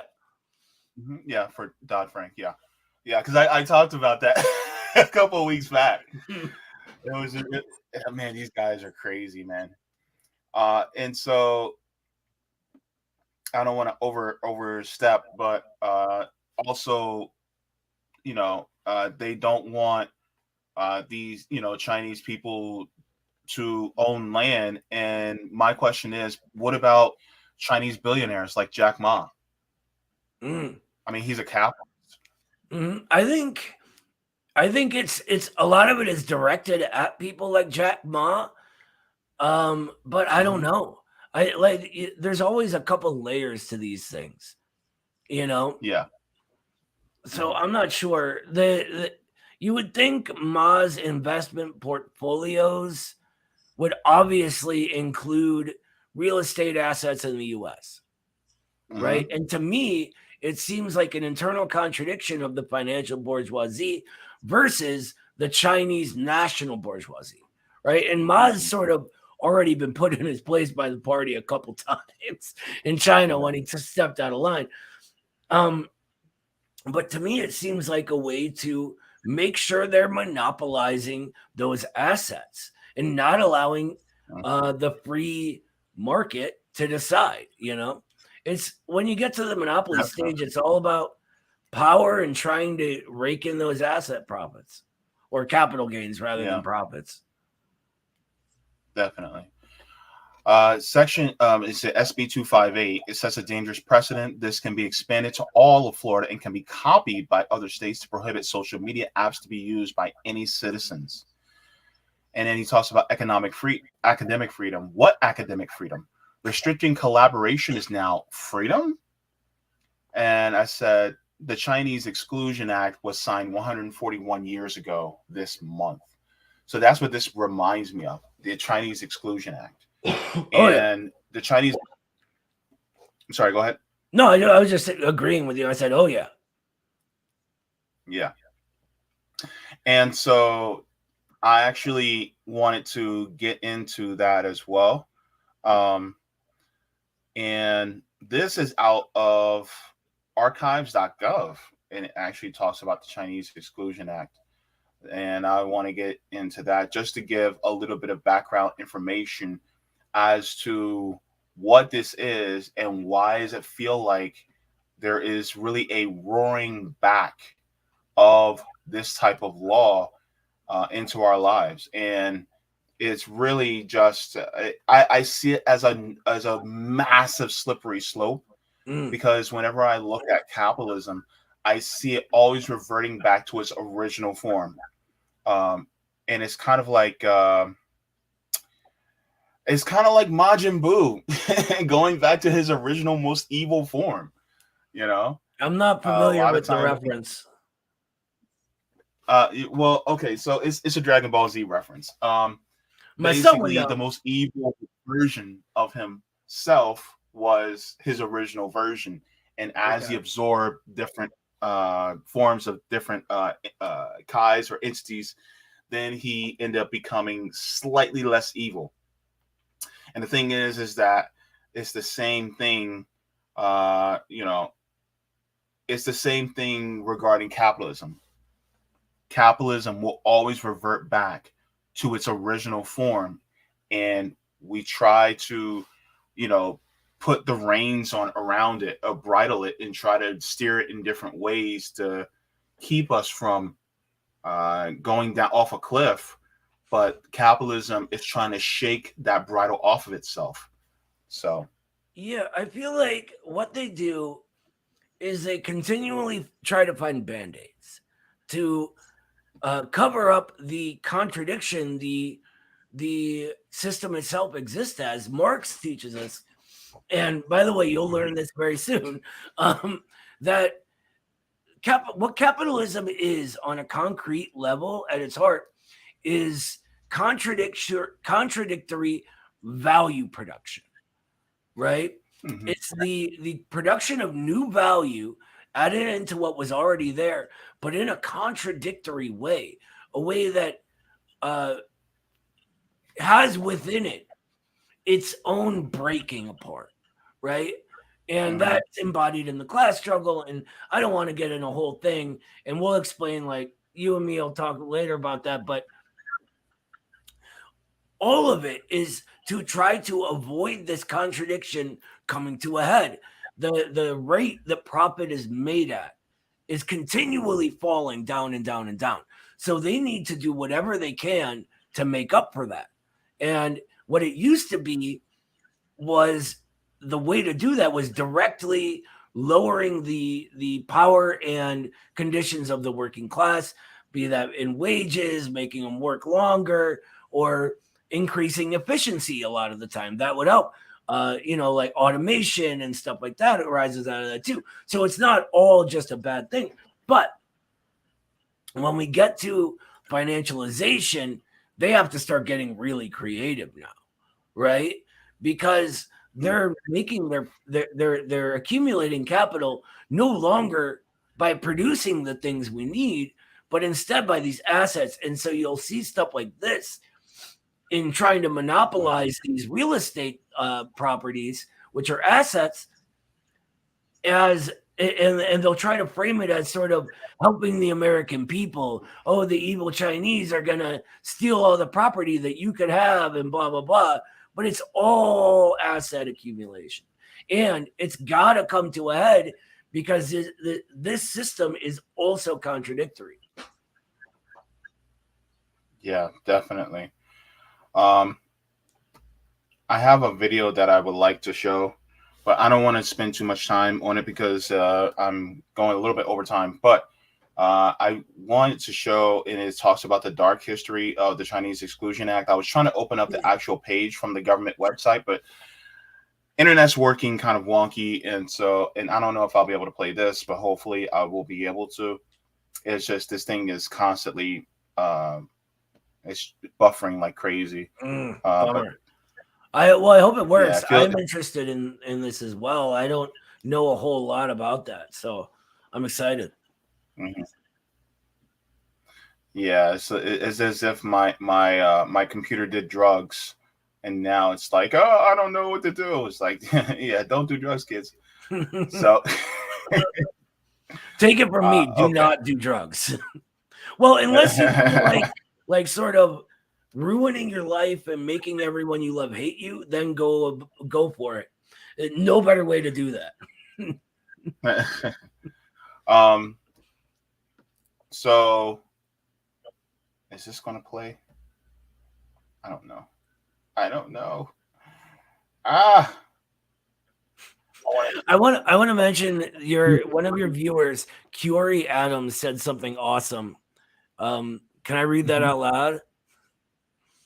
Oh, sure. She says, we need to keep China from getting this property. BlackRock needs it for their profits. Well said, Curie. Right. Yeah, that's pretty good. All right, so let's hope. Please play properly. Don't do this to me. Don't do this to me, YouTube. Damn it. Okay.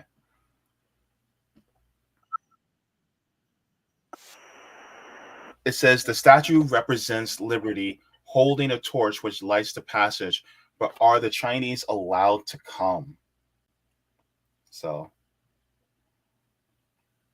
oh, please don't. Let me see.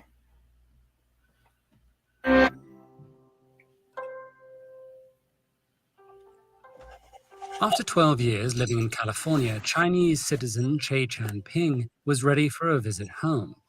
He procured the necessary documents for his departure and return journey and set sail for China, where he spent the next year reconnecting with friends and family. But when he returned to San Francisco on October 8, 1888, Ping and his fellow immigrant passengers were forbidden to disembark.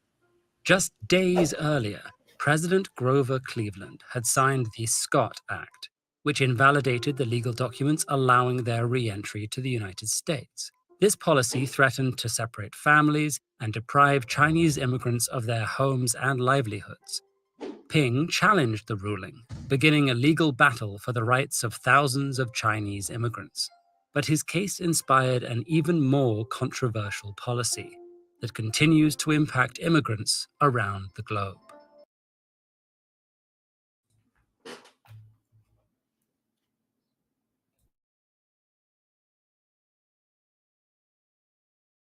Oh, I think it froze, brother. It froze on my end anyway. Can you hear me? Yes. Sorry. Yeah. Okay.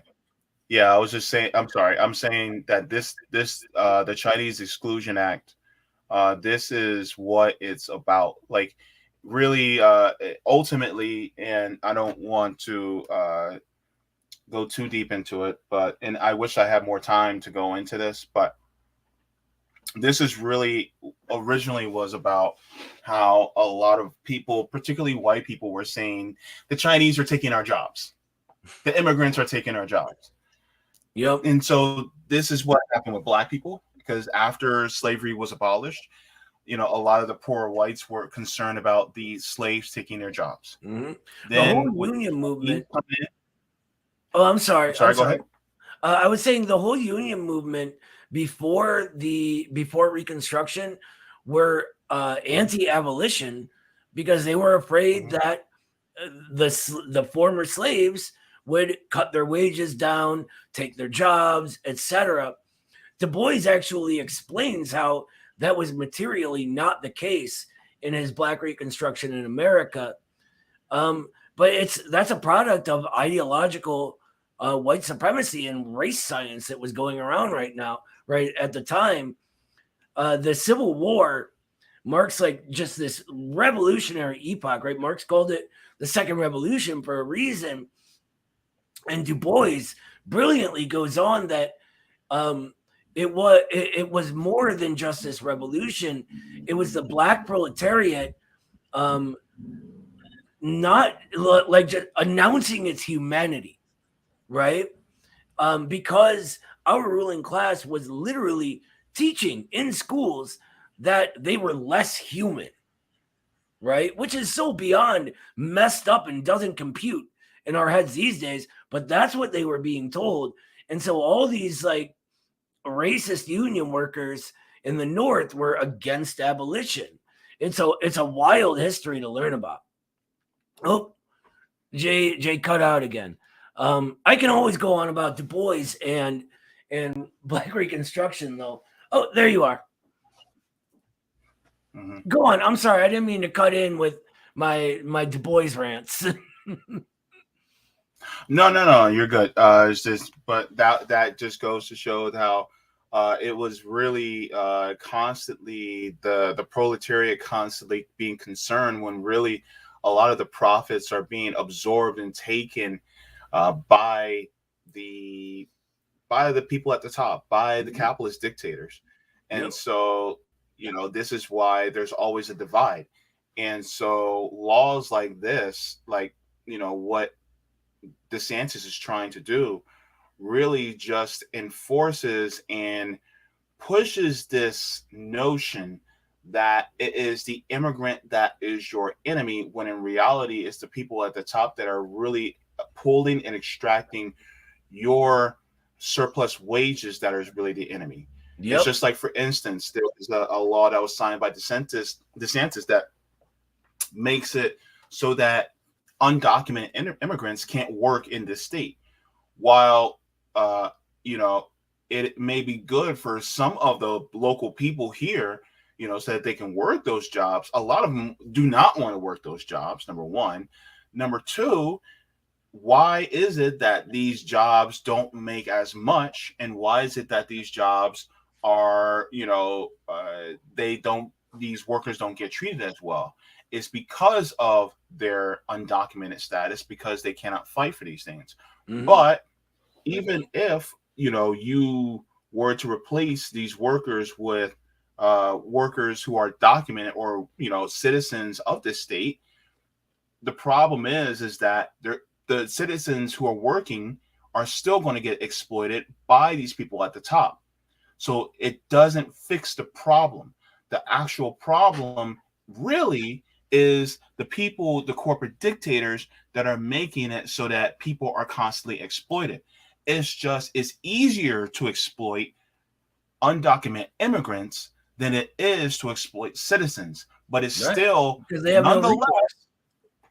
I'm sorry. Go ahead. Oh, I was just agreeing because they have no recourse. Yeah. Right. What are they going to do? Organize? They'll just come get arrested. maybe deported, you know, what, like God forbid. Mm-hmm.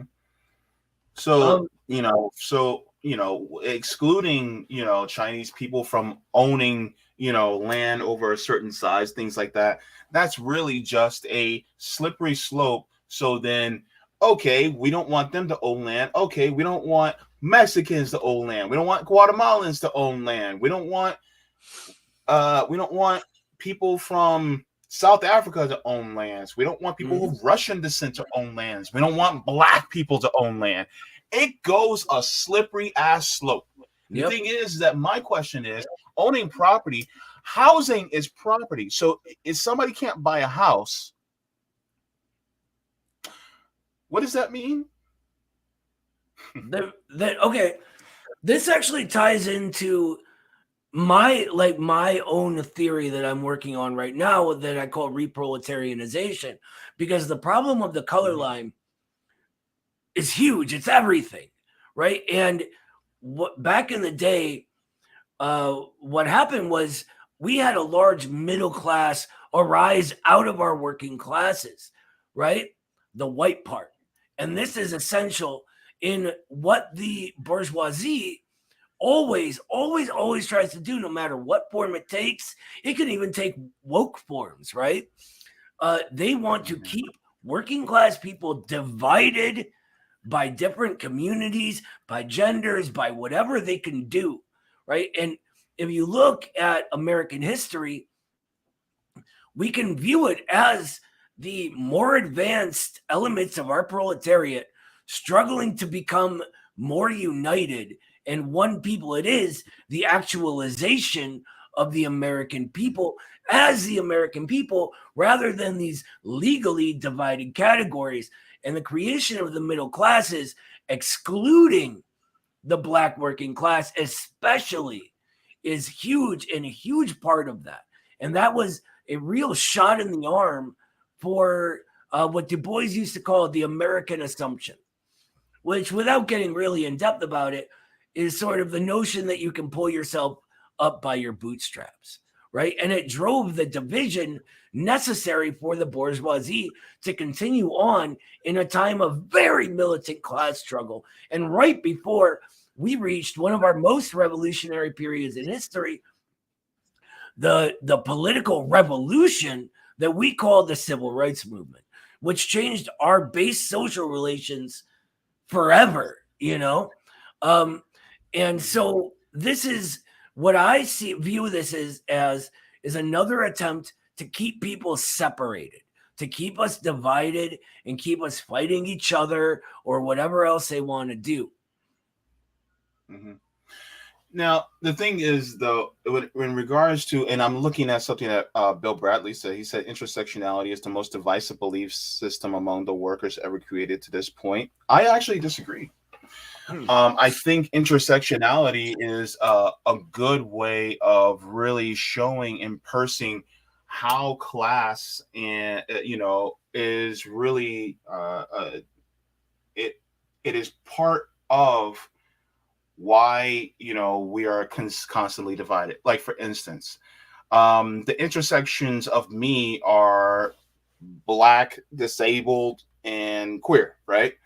So the thing is that what does this mean? This means that they will use my queerness, they will use my disability, and they will use my blackness in order to make me onto a lower rung of society. What people have to get through their heads is that they're using this as a tactic in order to keep us divided so that we don't unite. And so I think what the primary part is, people need to learn that we are more united than what divides us. But at the same time, you have to let go of some of these ideas about certain groups that aren't true or that are skewed, that keeps us divided. Because, like, for instance, some of these people who may, think certain things about the black community being dangerous, in reality, we're not dangerous. We're just exploited.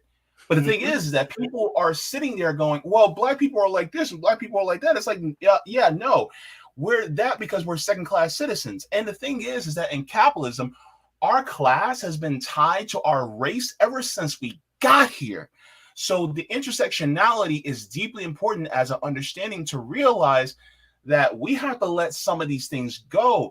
The white supremacy, the homophobia, the misogyny, the misogynoir, things like that. In order for us to truly move ahead, we have to let these things go because it is a tool used by the corporate dictators in order to keep us divided. So let me preface this by saying I'm never in the business of telling anyone what to think about anything ever. What I can do is provide the Marxist view of intersectionality.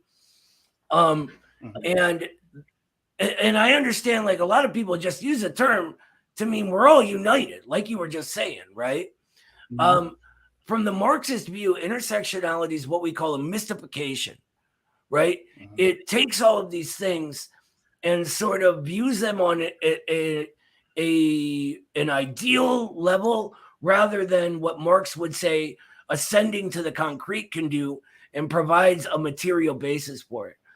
And that sounds very jargony, so I'll explain, don't worry.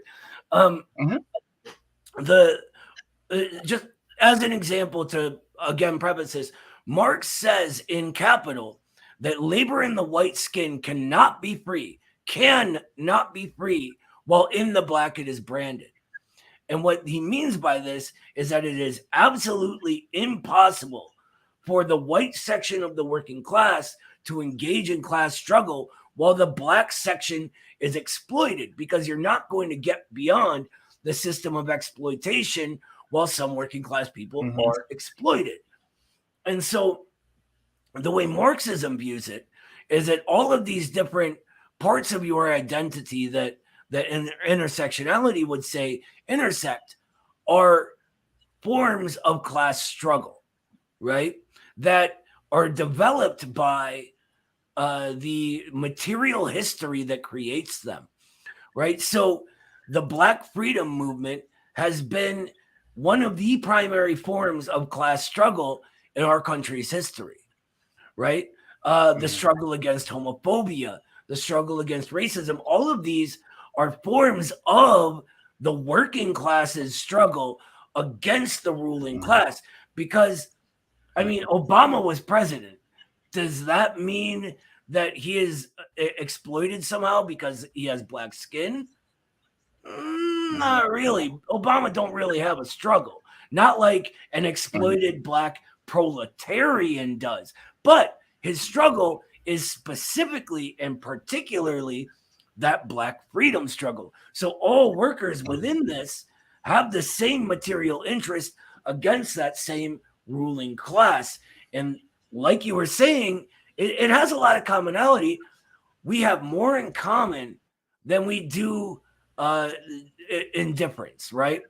We have more that unites us than what divides us. And it is a bourgeois ideology that seeks division. I don't care what we want to call it, how we want to think about it. If we're fighting that establishment and that sort of financial institutions and capital together, we could call it pink unicorns. I don't care, right? Let's get together and fight.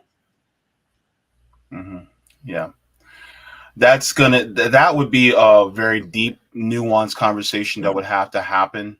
But, you know, I think that I still have a lot to learn, but, you know, coming at we it all from do. It's all good. Coming at it from somebody who wears a few different hats and experiences discrimination and exploitation in different forms. I can use my anecdotal in order to kind of purse through some of the things that I've seen. For sure. You know, but one of the things that I wanted to bring up was, and for the life of me, unfortunately, because I think my internet connection isn't doing as well as it should, I try to go back up to that comment that you said that you saw regarding Midwestern Marx that you wanted to address. Oh, I was just saying, if you wanted to, I wouldn't mind addressing it. Like I just didn't want you to just yeah. want to be polite to me. I don't care. Yeah, I don't know. It's just there's times where people might go after different guests, and I don't know if that would be feasible at this time. But I just wanted to give you the opportunity because I think they were saying about I think they were making a claim that their Midwestern Marx is somewhat chauvinist. That's what they were making a claim of. I don't know anything about this. I just saw the comment. So yeah, it's weird, right? Like we could go back to what I've been saying this whole time, right? Does it? I don't know. Does it sound chauvinistic? I don't think so. I think we've been talking about alliance with other working class people all over the world. I think we've been talking about the centrality of the Black freedom struggle, stuff like that. You know what I mean? So what struck me was patriotism.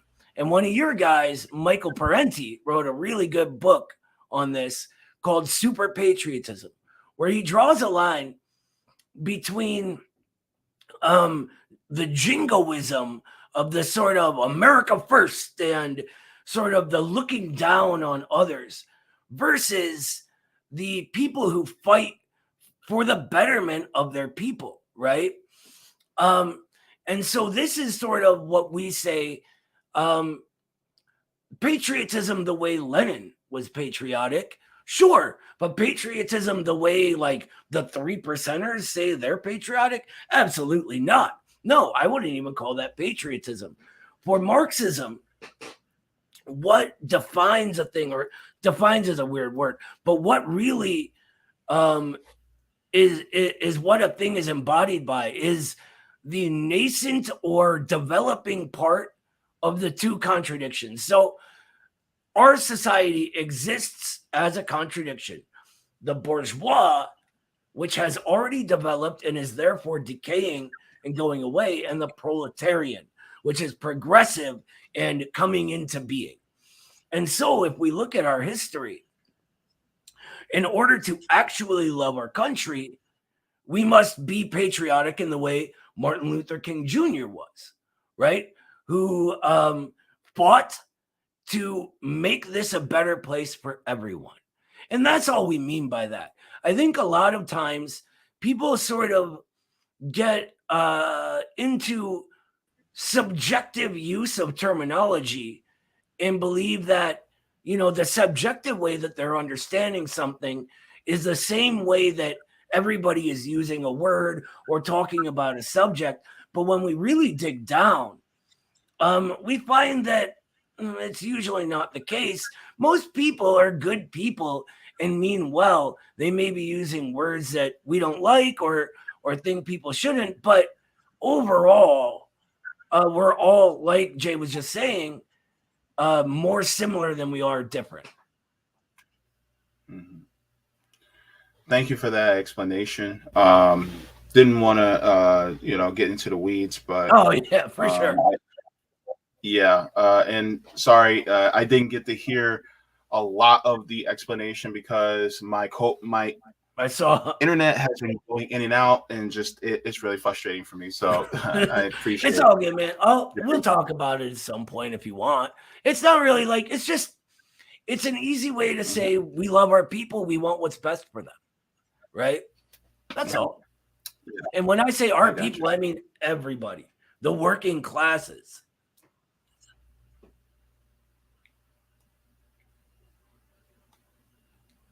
Oh, are you cut? Oh, you're not cutting out. Okay. I'm still here.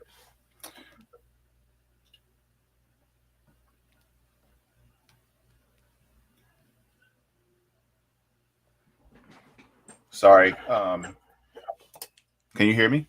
Yeah, you're good. Oh, okay. Okay, because this thing is geez Louise. This is why we need municipal broadband on a better state scale. Yeah. So they were talking about doing that in my town, and then it got overturned, which kind of sucks.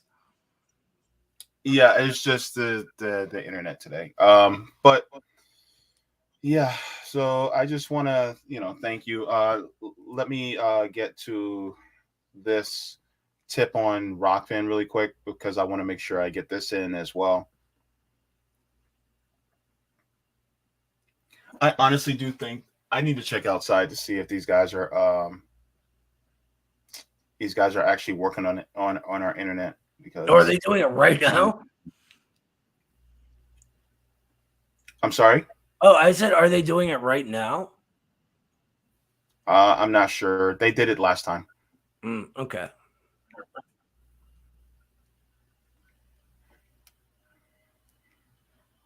So let me go here. So thanks for the tip, Roger.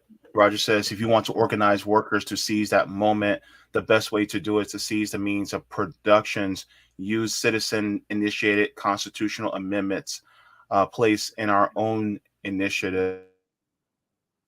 Oh, no. Jay's cutting out again. Okay, I'm going to dovetail on what he was saying. Absolutely. What we really need is in the USA, which has been sort of deindustrialized, right? There are other key areas we could talk about seizing: the means of communication, transport. Oh, you're back. Good. Yeah, this is really annoying. Well, I got to get going soon so anyways. My son has a track meet tonight, so. Yeah. All right, so it says, if you want to organize workers to seize the moment, the best way to do it is to seize the means of productions and use citizen-initiated constitutional amendments placed in our own initiatives on the ballot for ratification of amendments into state constitutions, a public bank to strengthen worker co-ops and to provide loans specifically to co-op startups and workers wishing to buy the company from their boss. Citizen ballot initiatives bypassing having to do worker mass movements. Thank you very much, Roger. I really had to tighten it up. But yeah. I got you, brother. I got you. Yeah. So it's just But I appreciate you coming on. Of course. To talk about this. Always happy. There was some other stuff that up, but for some reason my internet's not working good and I don't want to subject the audience to more of me being like, what, who, huh, what, right, and just going into a buffering thing every few minutes. Basically that's what it is for me. So and definitely, and then on top of that, this application is working a lot slower than it should. We've had some problems with SkyMirror lately too. Yeah. Bad Cookies asked JB, you might need to get a higher level data plan. The USA is such an effed up place, man. Yeah, I can't afford it right now. So if you guys would like to, you guys can. And those are all monopolies, so they're so expensive, man. It's crazy. Yeah. All right. So, well, it seems like we're winding down. Would you mind if I plug the thing I'm about to plug? Oh, yeah, definitely. Okay, awesome. JB froze again, so that sucks. But very cool news.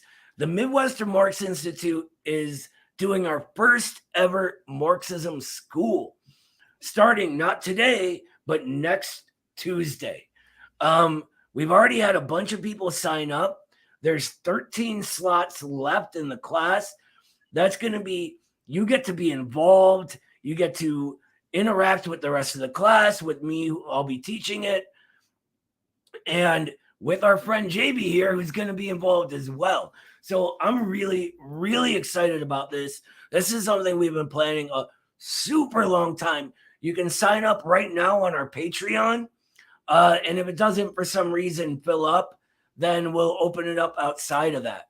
But yeah, we got your spot saved already, JB. All right. I'm actually really excited because I wanted to, learn Marxism. And the thing is that I could pick up a book, but I learn better in groups anyway. So I think it'll be beneficial for me especially. And, it's funny. I learn so much just from the people that I'm sort of walking through the basics. because everybody, no matter where they come from, provides a unique sort of environment that built them. And so they have insights that I never thought of, you know, and I love doing it. And that's why doing this together as a collective project is so important. Nobody can do it on their own, you know, and it's sort of a dialectic, right? Like Mark said, the educator must be educated. Of course. So yeah, definitely. You can sign up on our Patreon. We'll be streaming it live as well if you don't have a seat in the class. Our stream will do it, and I believe you're doing it too, right? Yeah, so I'll be in as far as being one of the classmates. So I'll be, you know, there present and accounted for the class. Oh, okay, cool. I'm pumped. All right, brother. I'll let you go so your internet doesn't keep conking out. Thank you so much for having me on, man. It's an honor talking to you. I love you. I love everybody at RBN. You guys are great. Thank you so very much. It was good to see you, man. And hopefully it will be under slightly better, more improved circumstances. I appreciate it. Better internet. I'm used to it. That's Carlos's internet too. So yeah, definitely. All right. Take care. You too, man. All right. Bye. Bye, everybody. All right. So hopefully you guys can still see me. But one of the things that I wanted to go into as well. What a day. And on top of that, I got to go to my grandmother's memorial this weekend. So it's been plus I got to prepare for that today because I got to get ready. But thank you so much. If you guys have not, please make sure to like the stream. And if you guys have not subscribed, please make sure to subscribe as well. And just thank you to all the patrons on Patreon and Coffee, and as well as members. Thank you guys so much for being part of this experience, this stream. I really appreciate it because without you guys, I would not be able to do this. So thank you very much. Also, if you have not already, you guys can go to my Substack and you guys can get email notifications at jaybefaunt.substack.com if you guys would like to, so that you guys can get notified instead of having to depend on YouTube for the notifications, which aren't so reliable. And thank you so much to you guys. You guys were chatting a lot in this stream, which is really cool because I actually appreciate a lot of your insights, to everybody in the stream. So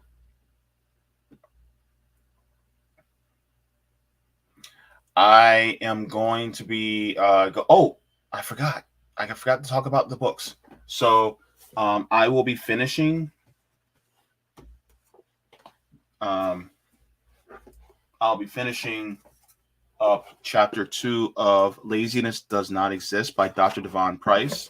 So if you have not yet started watching my readings and discussion on this book, then it's really good. I'm telling you right now, it has been cathartic for me. So if you guys have not, then that is a great book to get into. And then also I will be finishing chapter 13 of Asada Shakur's autobiography. I'm sorry, chapter 12. I'll be finishing chapter 12.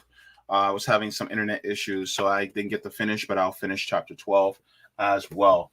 And on top of it, of course, like Noah was saying, that I will be present and accounted for the Midwestern Marxism class. I call it Marxism 101. I have never read Marx, and I wanted to get into it. And I wanted to go through a great avenue so that I can learn what it is and see how it jives, with how I see the world, and learn more in that regard. So I will be joining them. Actually, next Tuesday will be the first class. So I'm excited to get into that. And of course, this weekend I will be mourning the loss of my grandmother, which is a lot. And so it was kind of sudden for us. So we're going to be, seeing family in Jersey to, say goodbye. So that's going to be a tough one. But yeah, so it's going to be, and then I'll be back next week. So you guys will see me next week for this show. And who do I have next week? I think I remember exactly who it is, but I don't want to misspeak. Who do I have? So next week, yes. So I'm gonna have Reef Breland from the Indie News Network on next week. We're gonna be talking about different news stories. I want to have him on, so I can't wait. And other than that, yeah. So why is it working better now? Oh gosh, technology. Anywho, so thank you guys so much for tuning in, and water your look. Like I always say, water your plants, water yourselves, leave the world better than you found it. Smoke them if you got them. Drink them if you got them. Hey, I got water. And if you don't got them, then watch something funny, something comical, because joy is revolutionary. And also, make sure to keep in mind that, bullies eventually get their comeuppance. The United States has been a bully on the world stage, and it's getting its comeuppance. And of course, we also got to remember, when it comes to people in this country, once you start to go against one marginalized group, it becomes a slippery slope, and it starts to happen to everybody else. So, with that being said, mwah, forehead kisses to every single one of you.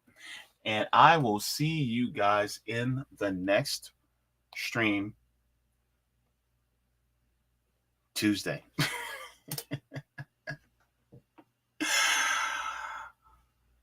Bye. Did I forget something else?